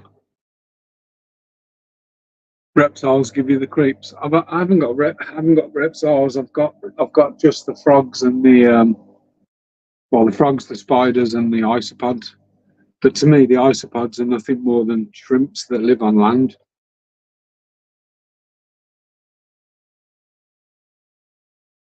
I think so, yeah. I think Crazy for Seahorses is Rainer, yeah. I might be wrong.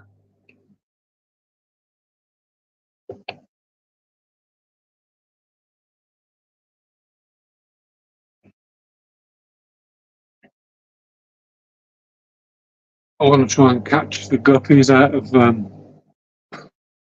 I'll wait till I strip it. I've got a load of.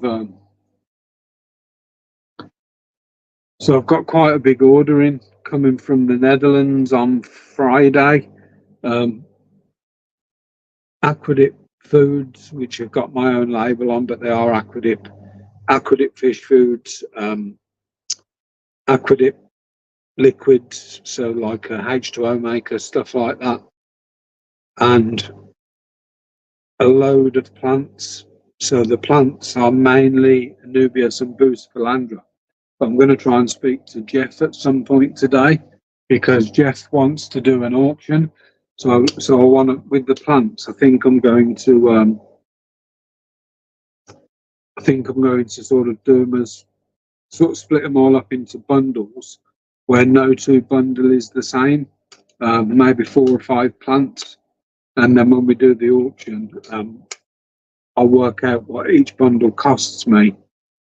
And that will be the starting price. So if no one else bids, you'll get them at cost plus shipping. But just for a bit of fun, I need to try and get a date.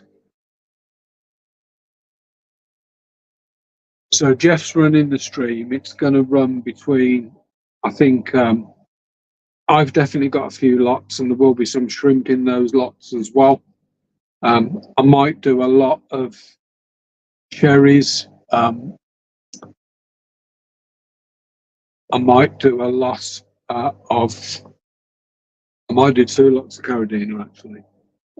2 lots of Caradina, and then obviously however many lots the plants work out. So I'm probably going to do like 4 or 5 plants to a bundle, something like that. But mainly epiphytes There will be a couple of crypts, but only, some of them will have the odd crypt in, some of them won't. I'll sort of try and do them that way. But there's definitely Jeff. So Jeff's going to probably do some fish. I'm going to do shrimp and plants. I think there may be someone else in Europe that's doing stuff. Obviously, ship to the countries you can ship to, and then potentially Australia and New Zealand may get involved as well. So Jeff's organising it. I'm not sure, but hopefully he gets it sorted quick. Otherwise, I'm going to have to sell the plants. I can store them, but I don't really want to store them for weeks on end. They need to be in tanks, really. I'll store them in tote tubs with a filter and lighting.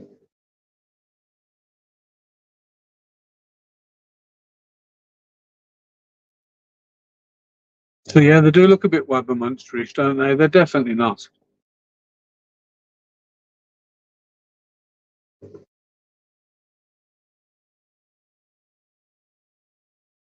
I'm gonna whip that. Just keeping on time. I'll be back in a sec, guys. Bear with me. I'm just gonna go and turn the dinner on. It's all ready. I'm gonna turn the dinner on. Chat amongst yourselves.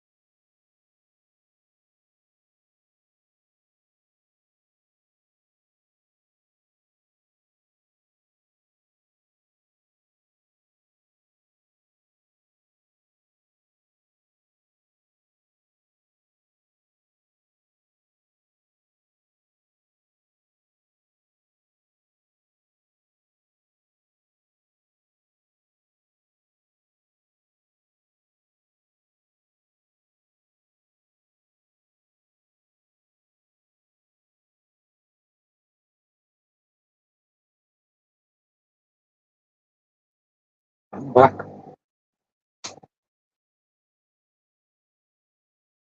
Just now. Just doing something in the mountain. Took all the mushrooms out. Took the bark out that was absolutely covered in mushroom. But there are a couple of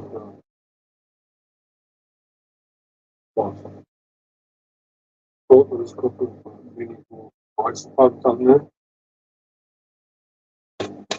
So I'm just going to try and put them back in. So if I can.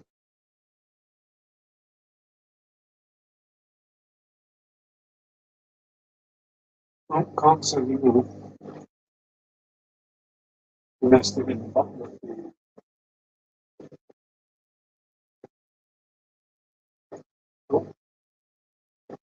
the tube.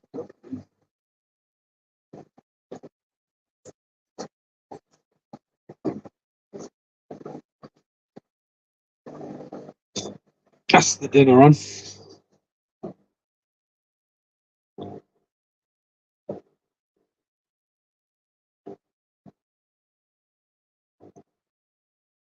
Hi Craig, Kaz.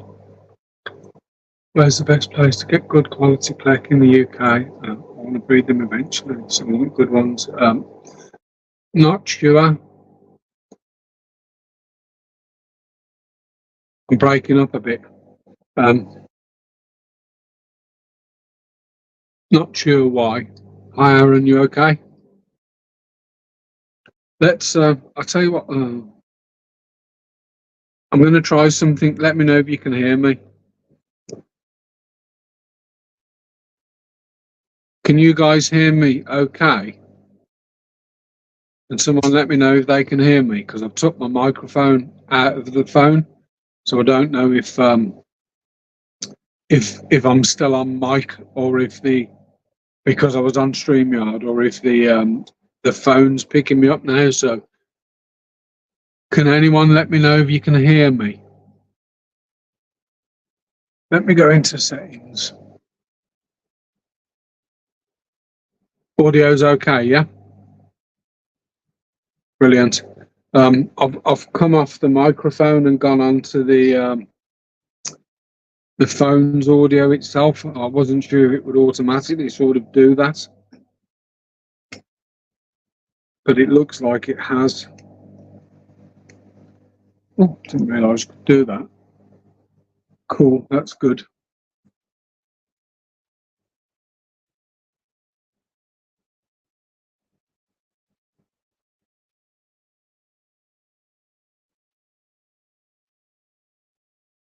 Got a cappuccino snail in my other tank, and the back end of it looks really sort of decayed.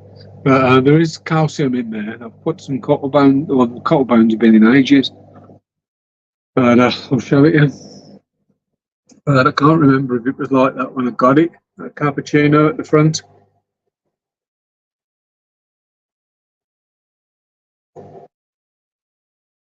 Can't wait to get that tank done. Just need to find the Cerio stone that I want. There's a specific shape piece that I want.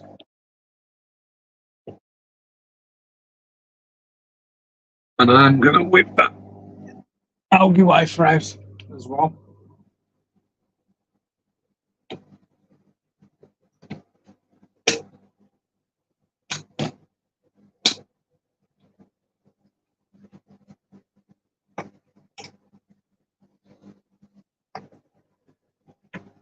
Well, it's a specific shape piece. I could potentially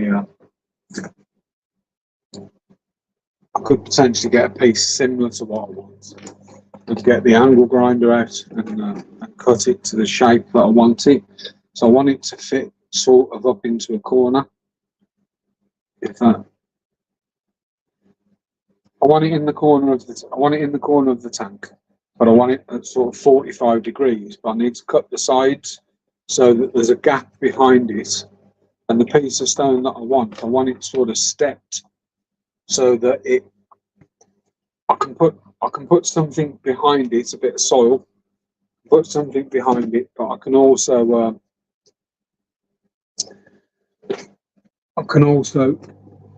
I'm going to plant in that, but the stone needs to be stepped forward, and there's a reason why I want to do that. There's a reason why I want it to step forward, and it'll all become apparent once I video it.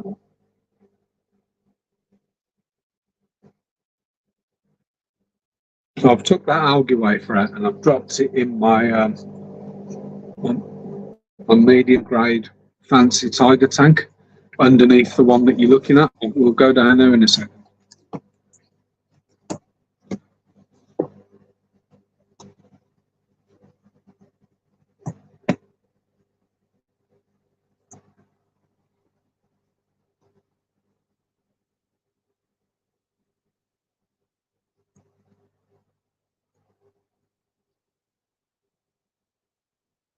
My gran used to be allergic to, she had a staffy called Lucy Lockett, and that dog was, my nan was forever itching.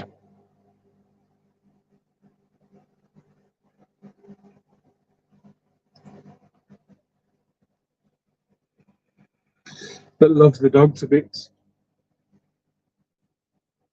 So she'd never get rid of it, she just put up with it, and I imagine Craig's exactly the same.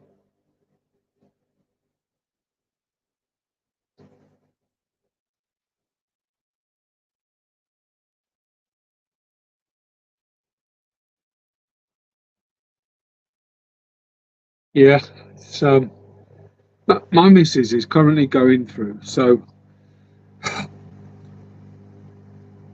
she had the vaccines, she had a different vaccine to me for COVID. I've had two and a booster and refused to have any more. Used to have the flu jab, won't have that anymore. But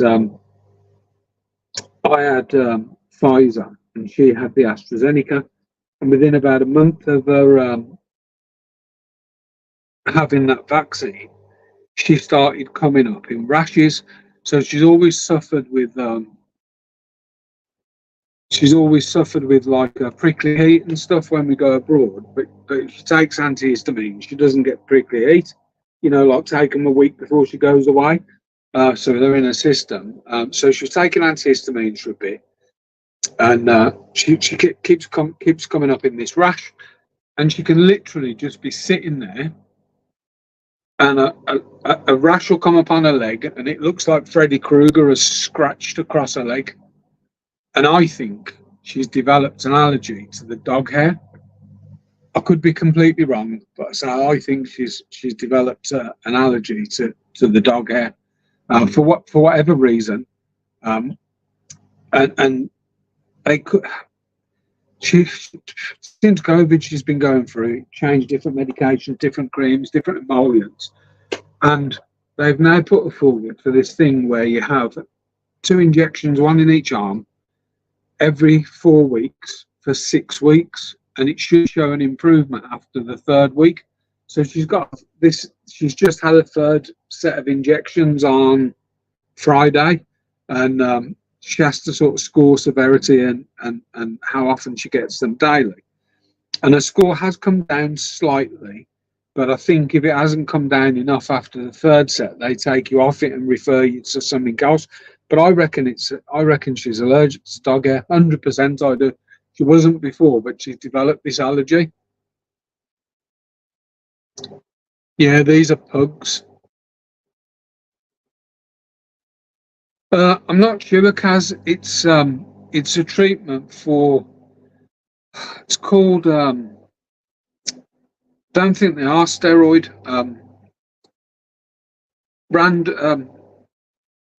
Not random. It's like a word like random, but it's something like random urticaria or something like that. So it's for no reason. You just get this rash appear, and it's constant. It's all the time. Not random. Spontaneous urticaria just appears, and I say she's got. If they keep her on them, she's got another 3 lots, but it has improved a little bit. But she's always dyed her hair. She's never had a problem with hair dye. Now, if she dyes her hair, mad rash, like really bad, itchy head, everything. And I keep saying to her, just stop dyeing it. And she says, "Oh, I don't want to. I'm don't grey hair. And so unfortunately, it's a fact of life." And she says, "Yeah, but I'll grow like my hair colour out with like all the rest of it's sort of almost white." And I says, "Well, why don't you just shave your head then?" So that's an option as well. She's on about getting her. I don't know if she'll do it, having a head shaved and then just growing it out. But I keep trying to tempt her to grow gracefully. So she goes to. I normally go when Madonna go. She goes to Turkey with my 2 daughters and their families on Tuesday. So I'm home alone for a week. So you might get loads of streams out of me. But I'm home alone for a week. I could have gone, but I don't really want to go with the way things are with my back, because the last thing I want is to get ill out there. And she's dyed all her hair for that, and she's got a call. She's waiting for a big full hysterectomy, but she's got a call on the 11th from gynecology, and she's still there. She's back on the 12th. So we rung them to try and change it. Still, we can't change it. We can cancel it, and then you'll have to contact for another appointment. But you've been waiting 2 years for this officer. No, she'll take the call on holiday, like. Oh, well done, Rainer.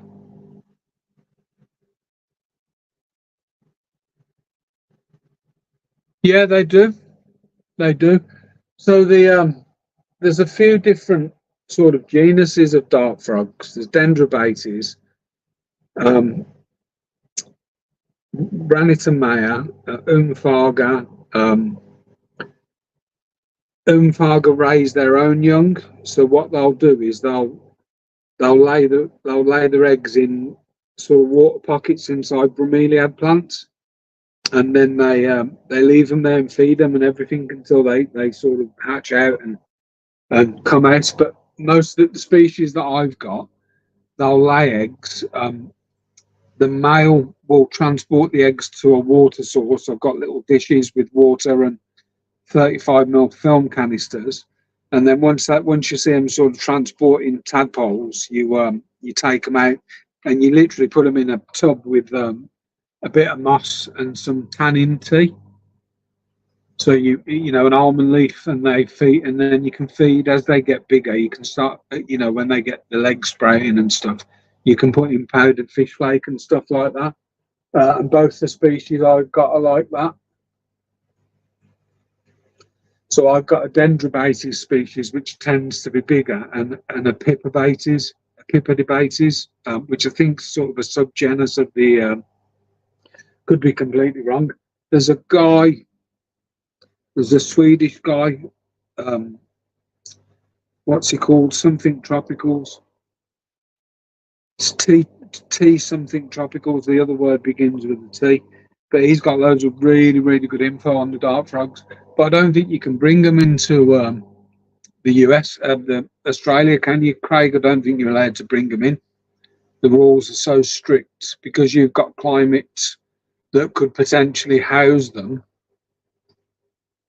A bit like the cane toad, which isn't native. I think they were brought in to control a mouse population or something, weren't they? The cane toads, and the ecosystem they got mad in Australia.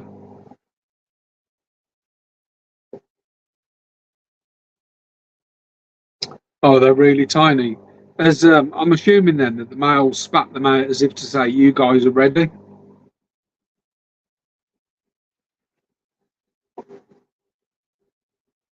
Oh wow! I'm struggling for space now. I don't know where I'd put an elephant.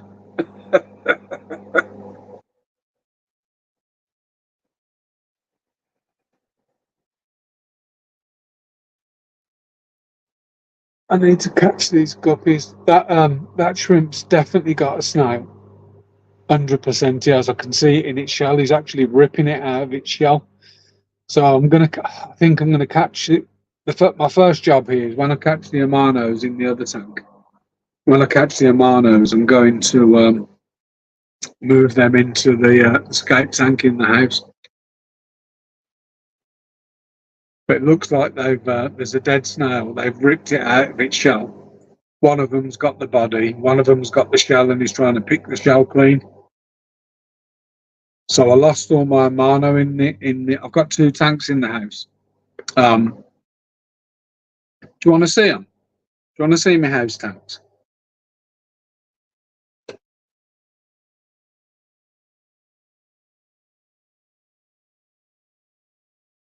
I can show you the house tanks. I can show you my favourite one in there, and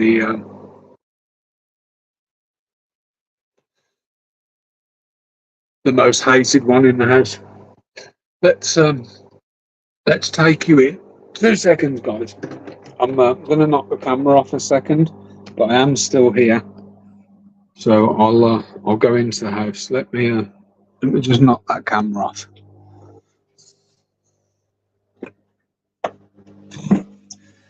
Just walking into the house. So let's start with the lights on that one. So let's start with the most hated one in the house. Let's turn this round. So that pleco is supposed to be a bristlenose. And that plec is supposed to be a bristlenose, but I absolutely hate this tank. So they're just muck guppies, but it's there's literally I mean, blackbeard algae everywhere. There's algae on the glass after a few days. Take stuff out and dip it in see all the blackbird on the wood, but that piece of wood there, there's a slot in it, and you usually get the one of them. Can't think what they're called. Orange and black fish look like what I kind of think what they look like. Clown loach. So clown loach. There's some. We've got some. So those are bred. We bred those. There's that big plec. A big old kissing gourami. So I absolutely hate this tank. So it's running that internal filter there, and an Awazi Biomaster 600. Absolutely hate the tank. And if I had my way, it's a 180 curved front. If I had my way, I'd have a lock on the lid, wouldn't let her touch it at all, and I'd scape it properly and properly plant it, probably into this corner, and I wouldn't use the external. And then if we go into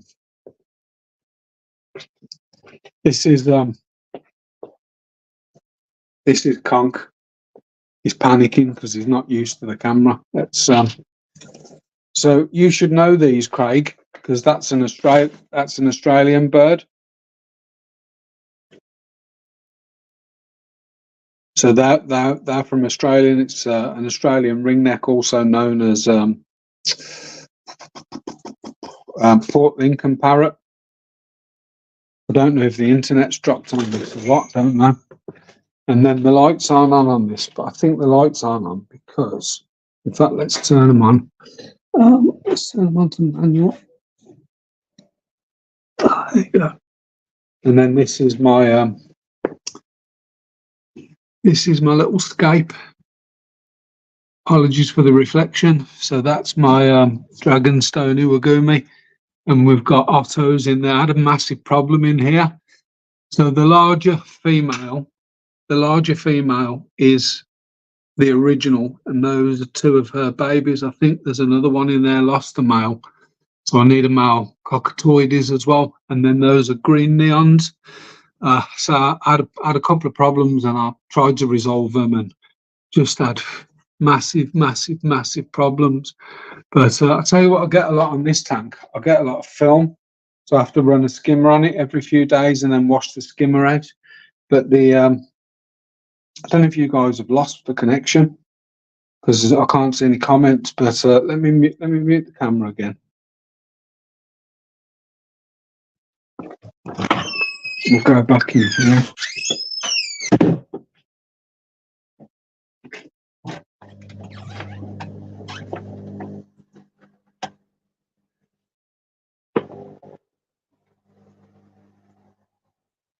It wasn't. So it hadn't. I didn't lose the connection. I've got two internet. I've got two internet connections. I've got three networks in the house, and the one in here is on a 2.4, and I've got a Wi-Fi extender. So I wasn't sure if I dropped out into the.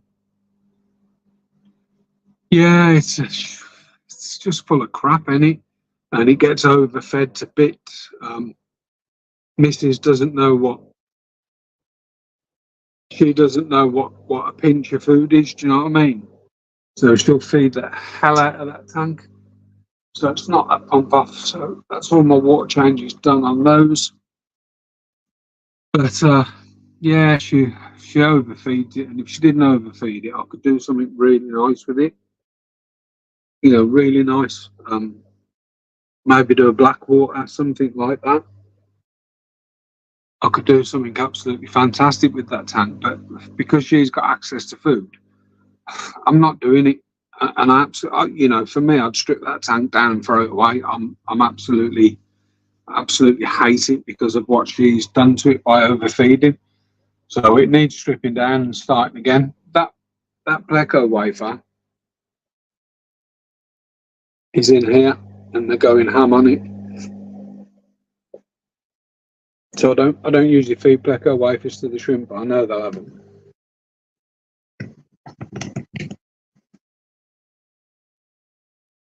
There he is up there. There somewhere in the comments. So yeah, here, if I could get more blue jellies, which I'm really struggling to get, I would put a load of blue jellies in here. But I think my green jades will do better because it's more of a show tank. How fine a net? The my shrimp nets are sort of super fine, not as fine as a brine shrimp catcher, but the brine shrimp eggs are super fine.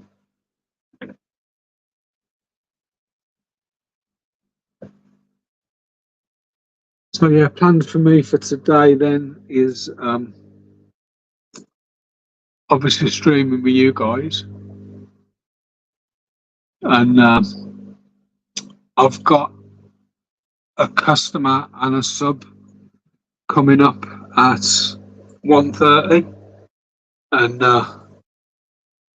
he asked where he could get Michelins from, and I said I sell them.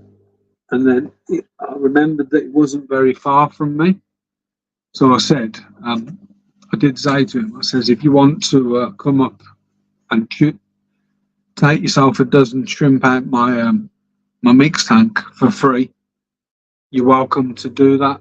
And I know I'm going to be doing a lot of culling over the next weeks and months. So if he wants to sort of take a few out of my coal tank, I'm happy to give them to him. He spent a lot of money with me getting ready for, well, he used to buy stuff off me anyway, but he's set up his first Carradina tank and spent quite a bit of money with me setting that up. So yeah, just giving some back, which is always nice.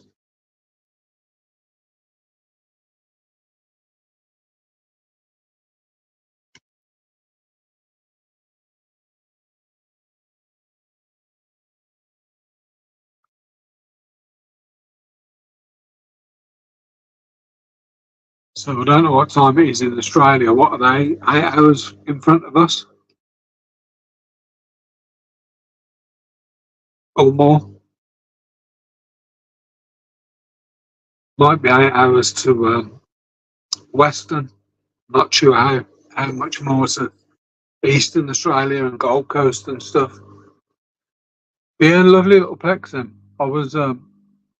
I didn't go in the shop to buy Plex. I went in the shop for two reasons. One, because I wanted to speak to the owner who I know and ask him if I could bring my camera kit in at some point and have a good go around the shop for video. And the other one was I was looking for a male cockatoides, a male pisto, and I was shocked at the prices of male pistos. I thought they'd be like 10, 12 quid, and they're double that, 25 quid plus.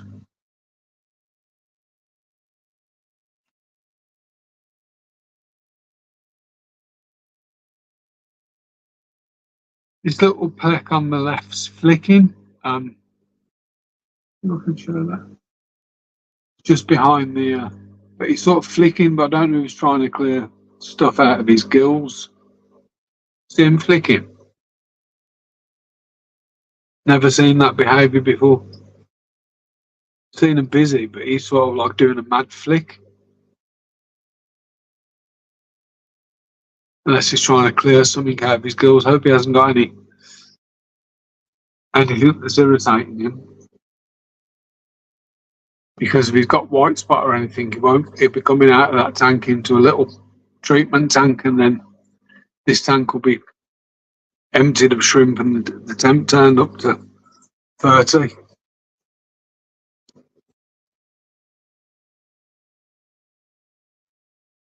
Yeah, this shop isn't cheap.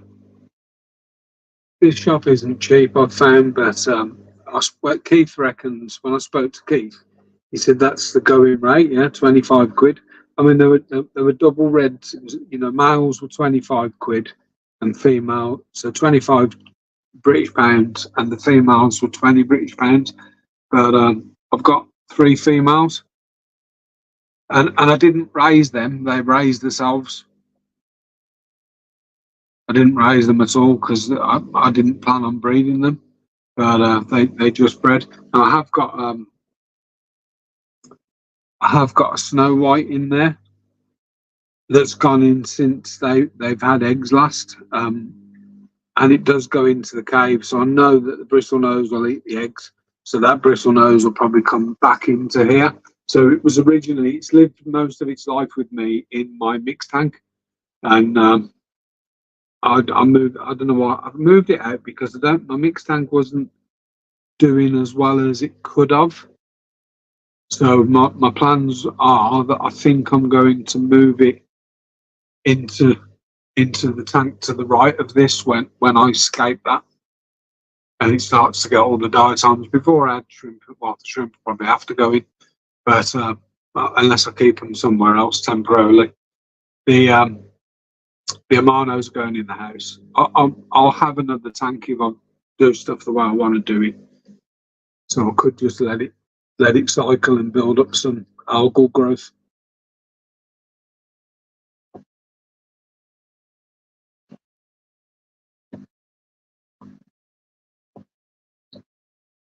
Yeah, €15 is good for a cockatoo cichlid, male or female. This is what you needed, Raina. One of these.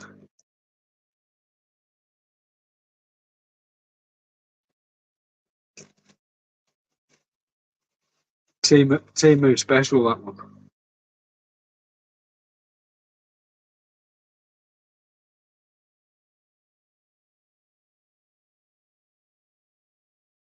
The other thing with that house tank that I could potentially do, and if I did, there's not a cat in hell's chance she's going anywhere near it, is change the lighting in it, cut the internal filter out because they're just siliconed in.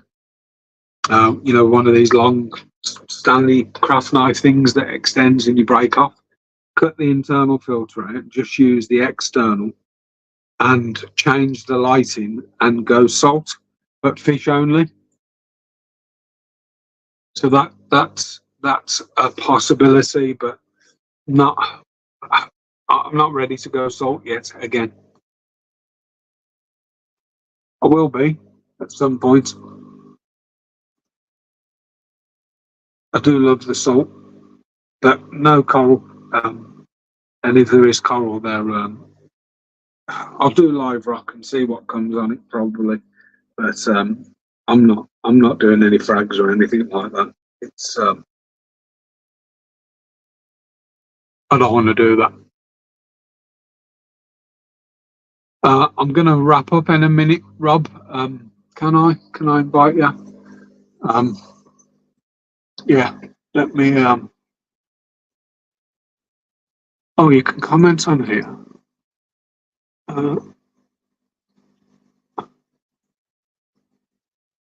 Guys, but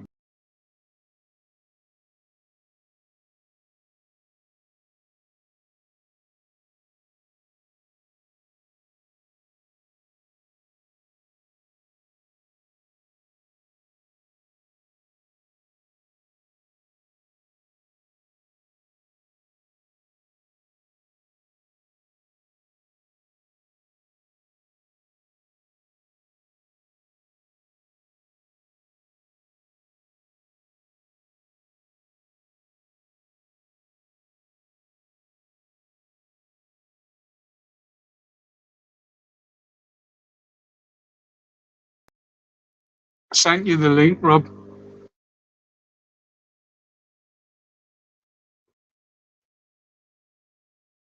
I have sent you the link.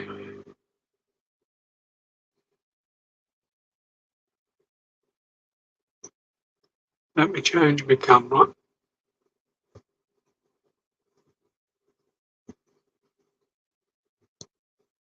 There we go.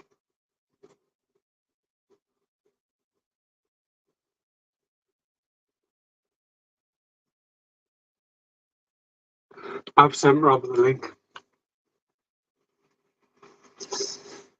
Here he is.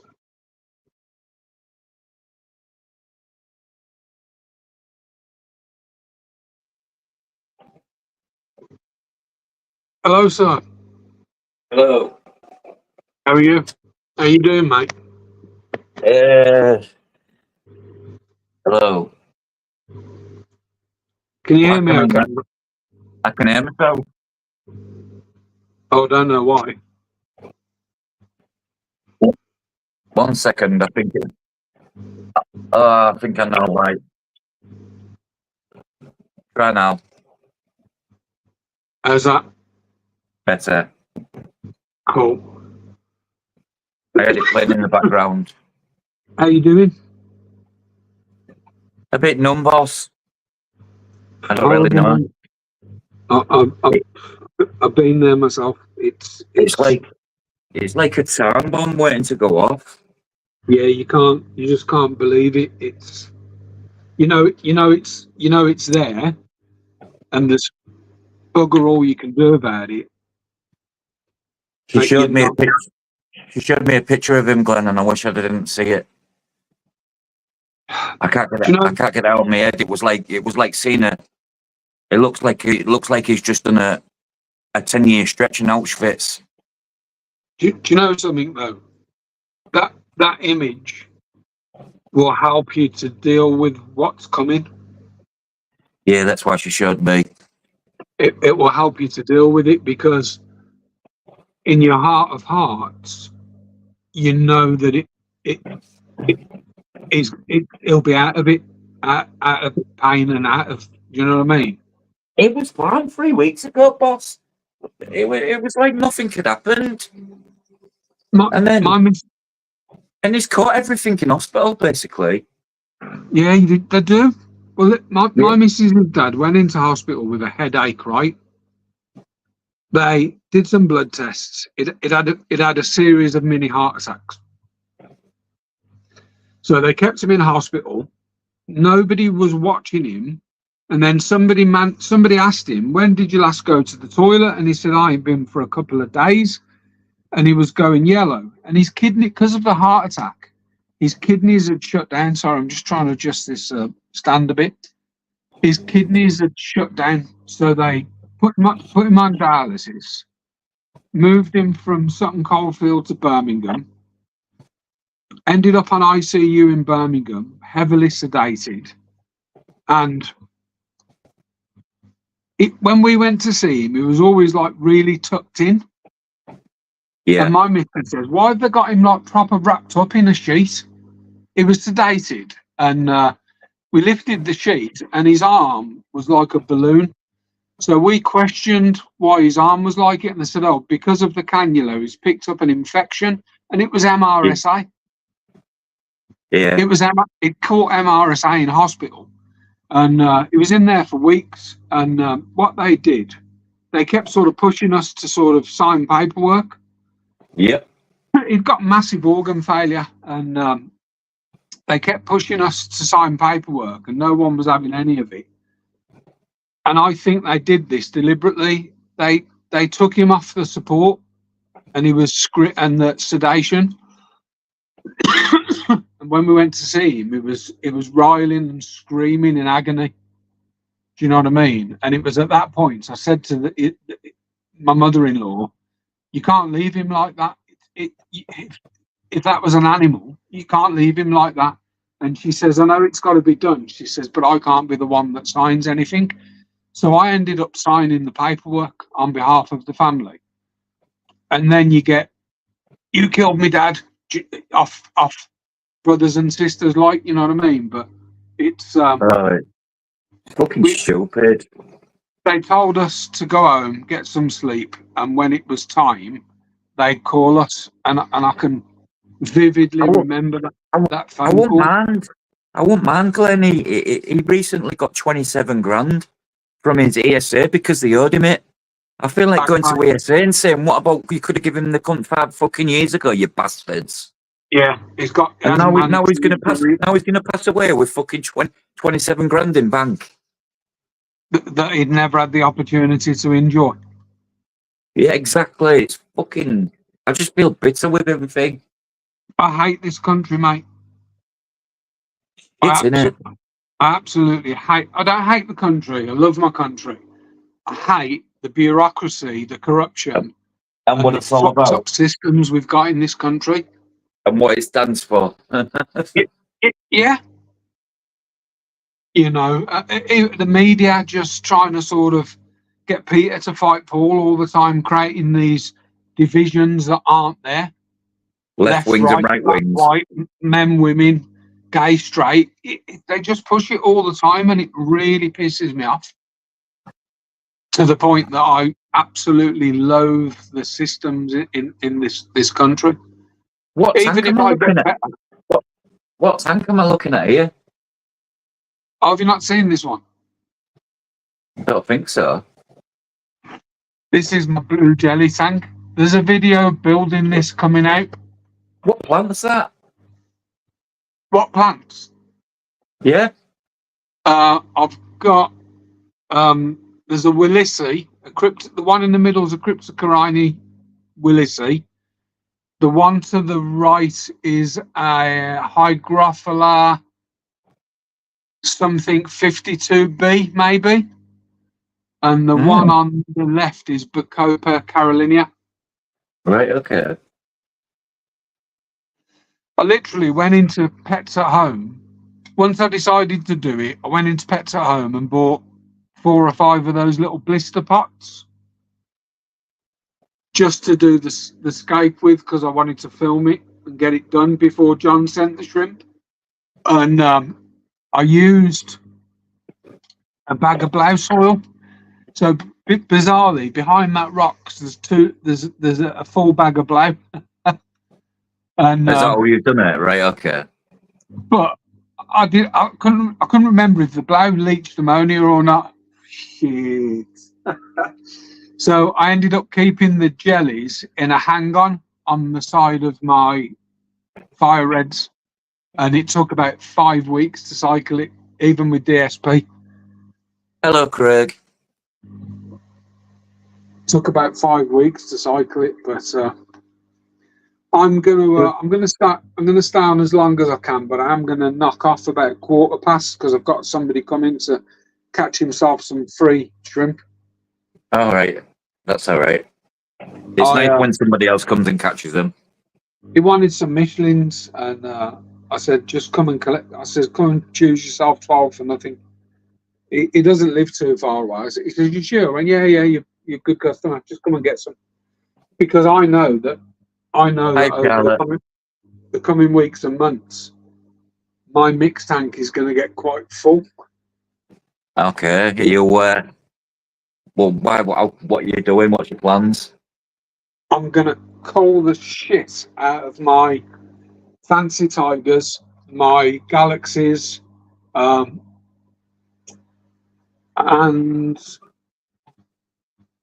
Bit of everything. I think all my blue steel bolt crosses are going to go in there, and I think all my I might leave it a little bit longer, but you know those wild tiger, red tiger, orange eye, blue tiger thing that I did. Yeah. I think I might throw my orange eye blues in that tank and just let it go, see what happens. Or I might actually just throw all the tigers in my mix and create another tank. But if I throw my orange eye blues in there, which aren't doing well in the tank I move them to on Solon, it gives me a tank that I can empty on the middle row. And my bottom row is for culling. I don't and low grade stuff, or I don't want any stuff that people want to buy cheap to get into the hobby. Yeah. And then my middle and high racks are for breeding projects and quality. Sounds like a plan. So that's what I want to do, and I'm really tempted to. I've got a 25 on the top rack that I was going to use for a breeding project of some description, but I'm tempted to. It's a nightmare. I'm getting blue-green algae. It's not cycling properly. I'm getting purple algae in there. So, oh dear. I think I'm gonna strip it It just hasn't cycled. I think I'm going to strip it, move the jellies into it, and move my jades into this tank, and then that frees up that corner to do another project that I want to do. Know what I mean? Yeah. I'm leaving all my tanks up and running, my shrimp tanks. The idea is they'll still have the cycle, and then all I'm doing is changing the subsoil. Yeah, I'm gonna. I'm gonna. I might get, I'm gonna. I I mean, might I get, could. I might get Tropica and then cap it off with sand. It's a good soil, you know. It's a good soil. I was getting 5.5 pH out of it. It does leach. How much does it leach? I don't know if quite a bit. Not as much as Amazonia. I don't know if my internet's playing up or yours, Rob. Well, I'm hearing you, and it's got dip, dip, dip, dip, dip. Might be mine. Let me see if I can. See if I can do something. Bear with me. All right.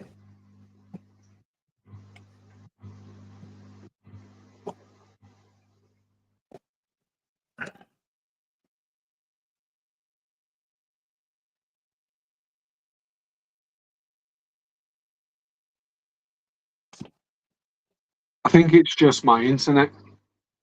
It might even be mine because my kids are here and my lad's on his PS5 and my daughters are on the internet. Oh, it could be. I'm just going to bear with me a second. I'm just going to go in the house, check on the dinner, and change a battery in my vape. Bear with me.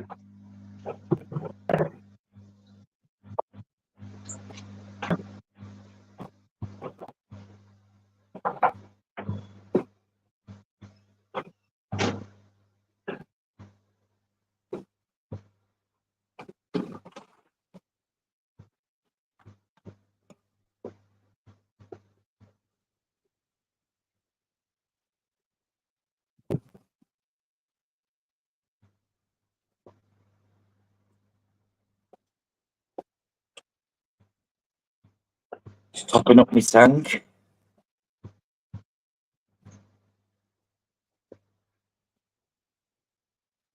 There's always Lakers. There's always Lakers, Craig. I had someone lingering in my life the other night, all night.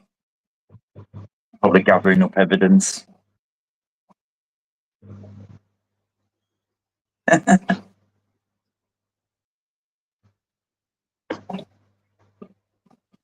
Fucking plecos. Look at all that crap. I only opened it up yesterday. I'm back. Yeah, I I'm glad I only got rid of all this pleco poo yesterday, Glenn, and look at it all again. Oh, look at the pleco poo in here. See me little plecos? Yeah, I do see it. I do indeed. They do. I've got some video of me fetching them and putting them in and stuff like that. So on the lives, you guys get to see stuff that probably hasn't come out on video yet. Yeah, I'm a bit But like, they're why have you only got just this, why have you got that?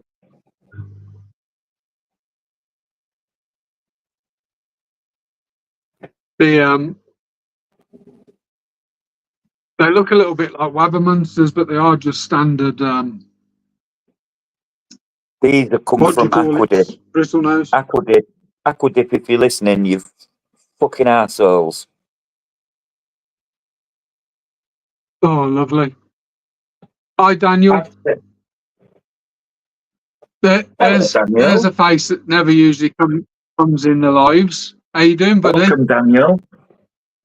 Daniel, look, new tank. I think it's your internet, Rob. Is it? Apologies. I definitely think your internet. Not showing any signs of dropping off, Glenn. Pardon? It's not showing signs of dropping off.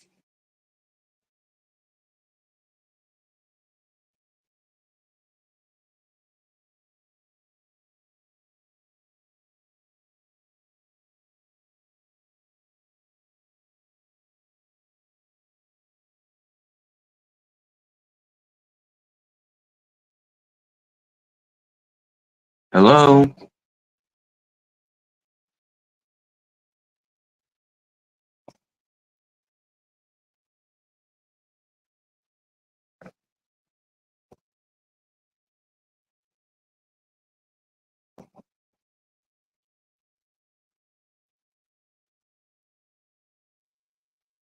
Is that better?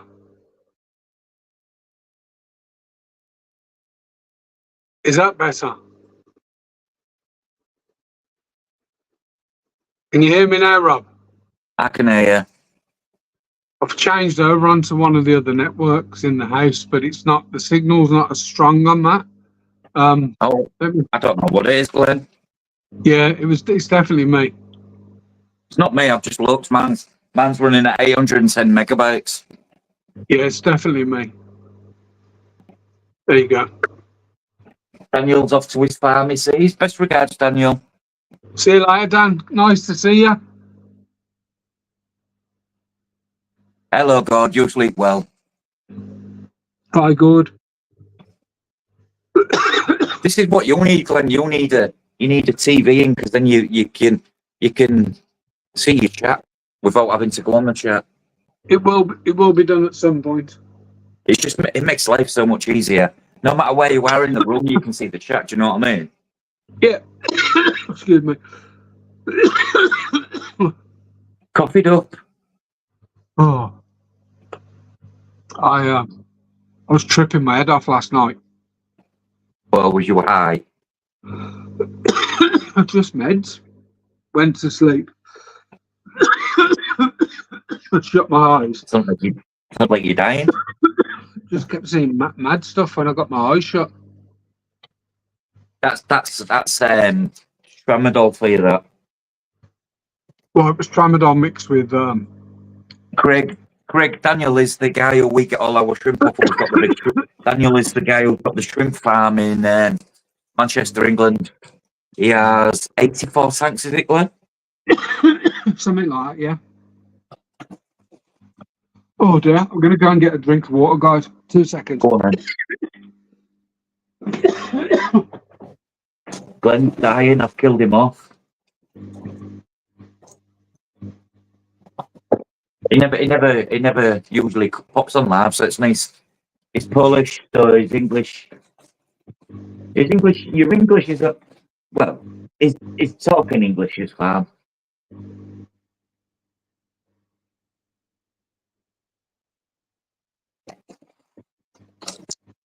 Want to try and get a video of it, and get his shrimp room done.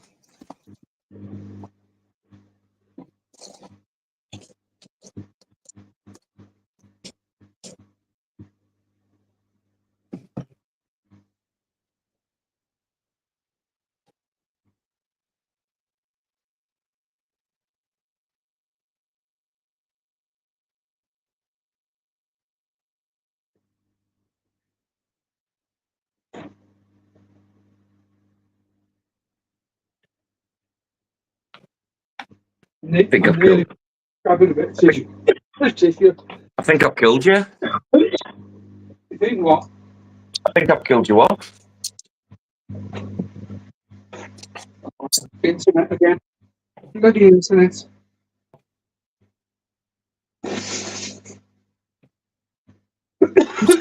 I'm still here. I haven't had an attack like that for ages. Yeah, I had one the other day, Glenn. I couldn't, and it wasn't just a cough. I was coughing and sneezing at the same time, and it was bloody horrible. This is asthma.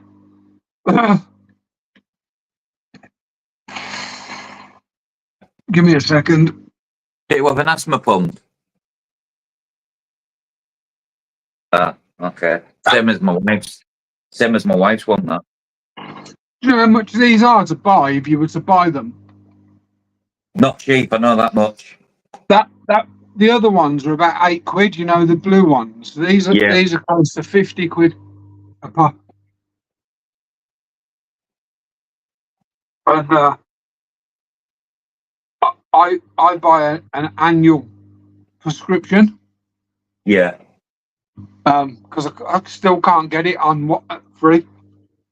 Why? because You're on ESA, but is it because you're on contribution and not thingy based?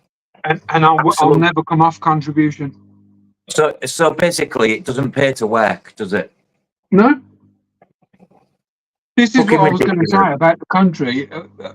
You know, if I got better to the point where I could work, based on my experience and the hundreds of thousands of pounds that I've paid into the system, and I have paid hundreds of thousands of pounds into the system, I can do I believe it. want to work for anybody else? Yeah. That's the question, and pay all that tax. If the business took off to the point where it could take a wage, I would take my tax-free allowance and nothing more. Yeah. That's all I'd take out of it, just so I don't have to pay tax. Because I'm sick of it. I've worked since I was 16, and for the last 10 to 12 years. You've worked for what though? Exactly. The last 10, 12 years, I bet there isn't a single pay slip where my stoppages weren't over £1,000 a month. Oh, it's a lot of money. The government gets a lot of money off workers. 40 years of that. That's what's wrong with the country. That's what people are pissed up and fed up about. It's the whole. You work hard all your life, you pay into the system, and then when you really need their help, you get put on contribution based and not income based because you've paid tax and national insurance. Yeah. Shouldn't they be the ones that be protected more so? I think I've got an idea of why they do that, and I think because you're a worker anyway, you're more likely to go back to work. Yeah. Because you won't be used to living, on the breadline. So they almost do it as a way of sort of, well, we can get you to get back to work and pay tax because you're more likely to work than someone who never has. This is it. Which is an absolutely horrific way, really, if you think about it. It is. Can be a little pleco down there. Was it just a normal? Yeah, they're just little bristle noses, yeah. They're beautiful little markings, but I know that'll go as they age. And it was the reason I got them. I'd gone in for a male cockatoo cichlid, Cockatoides apisto, and they wanted 25 quid for a male, which I thought was overpriced. I can get a pair for 30. Which I thought, well, I don't want a pair because I've got 3 females. But which I thought was seriously overpriced. But so I ended up buying these pair and some gravel. But it was something that I don't know if it was you that said it or somebody else, that having a pleco in a shrimp tank,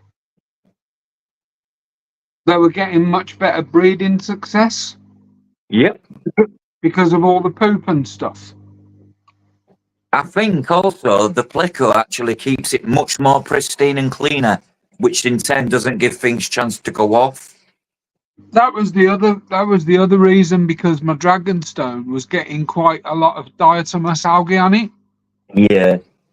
And they've done pretty well with it. I might get the electric toothbrush in there at some point, but I cleaned I did the pre-filter yesterday in that canister. Oh my god, what a genius idea that is.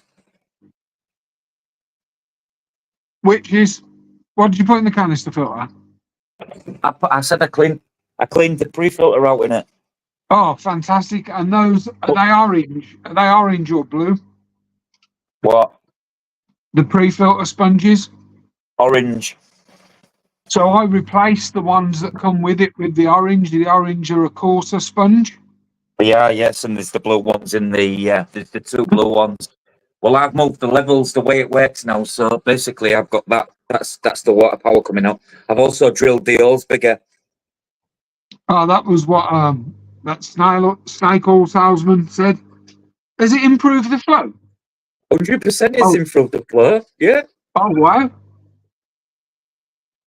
That's only on low.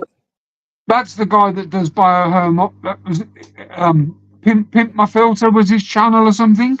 I just drilled the 4mm holes to 6mm holes, and where the holes was, where there was no holes at the opposite side, because I put thought, another what's one. the point?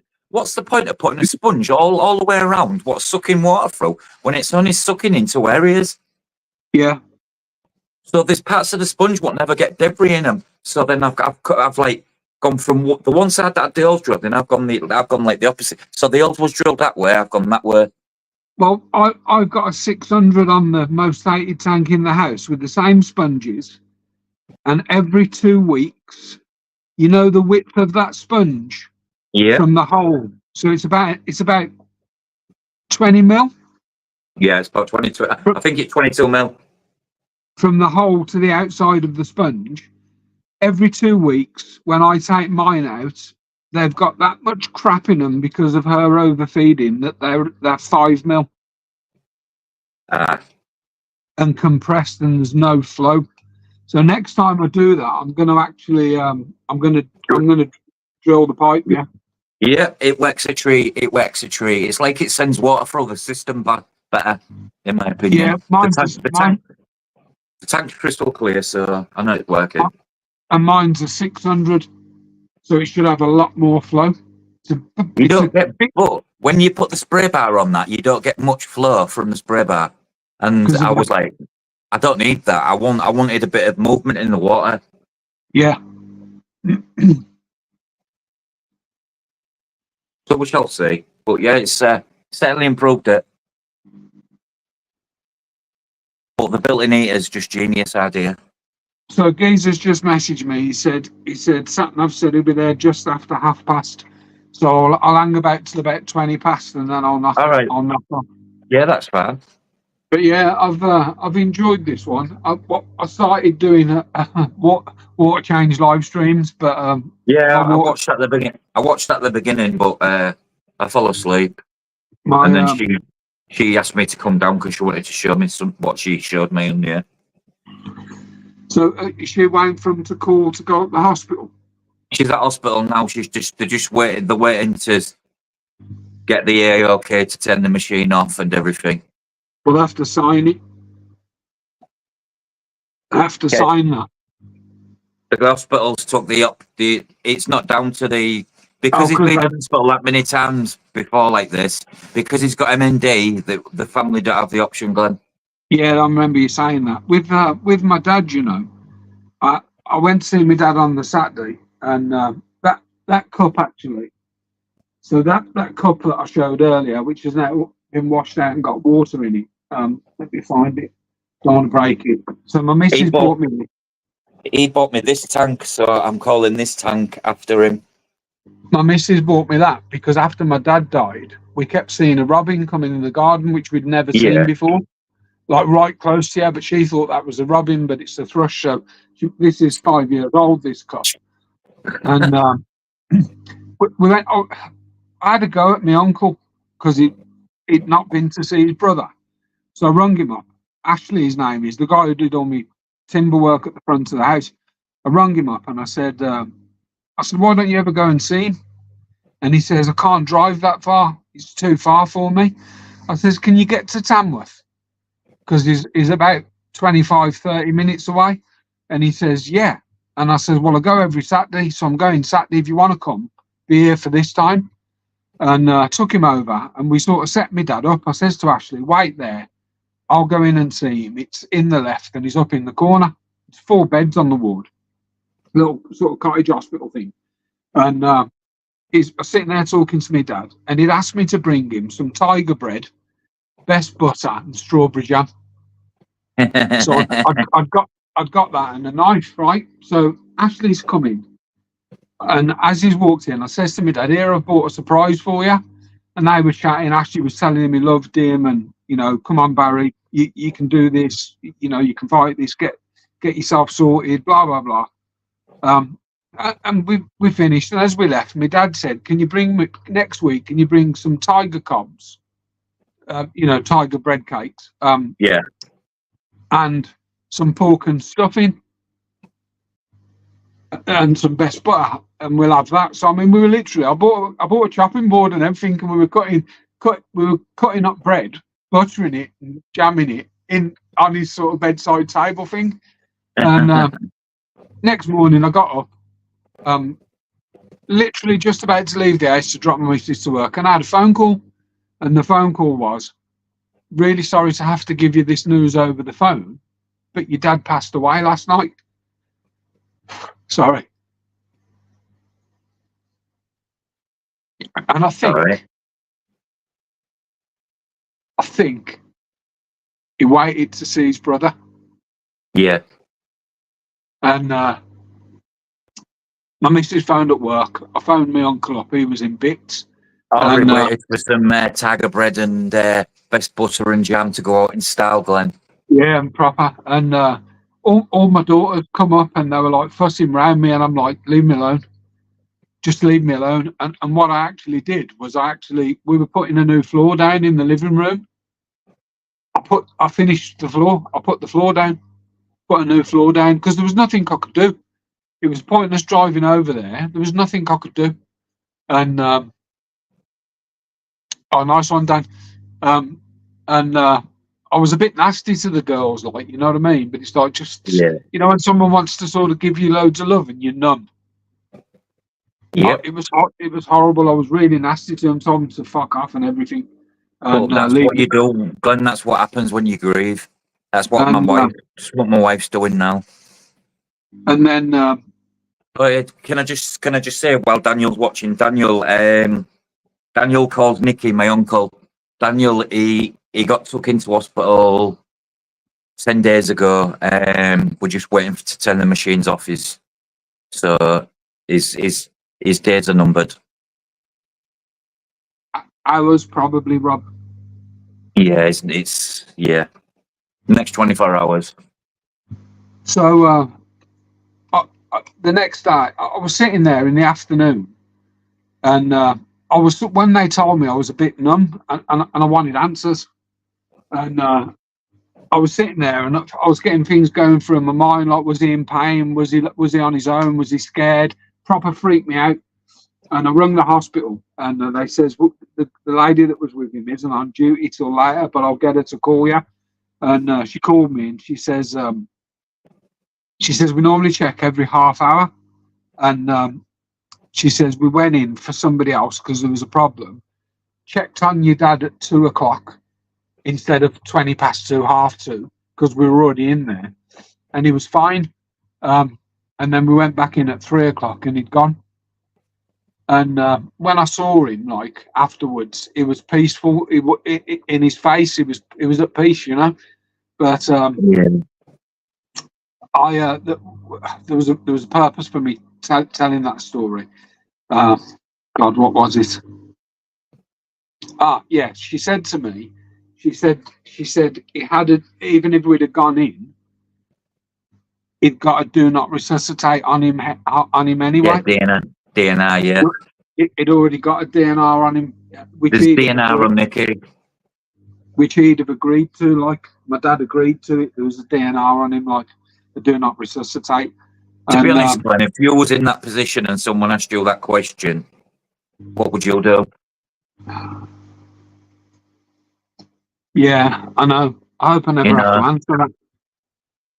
I hope I We never are have going to have to that. one day, Glenn, we're going to have to, unfortunately. This is why life's so important. So just remember every day, when anyone's sad and down, just remember the fact you wake up breathing.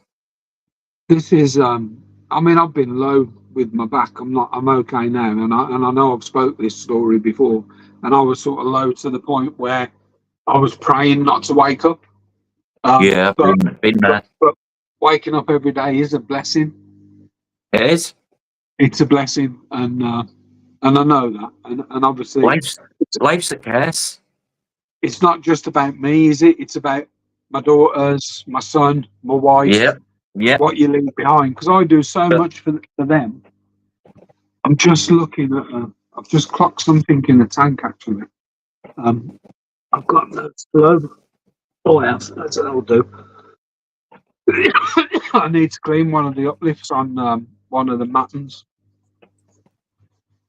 And because I'm sitting low, I've noticed it. whereas I wouldn't normally notice it, but I have noticed it. It's in my my PWL. Right, Glenn, I'm going to let you go because it's 20 past. Yeah, I'm going to go as well. Guys, thank you so much for coming along. Apologies for sort of getting a bit full up there, but even 5 years later, it's still painful. It never gets easier. You just learn to cope. Daniel's just saying before I go, he needs best date for everyone for a trip to the farm, so we'll sort some out. Have a chat with Gav, because I'll probably come up with Gavin and some money. All right, guys. All right. Thanks, everybody. Much appreciated. Take care. Bye-bye. Bye-bye. Thanks, guys. Bye-bye.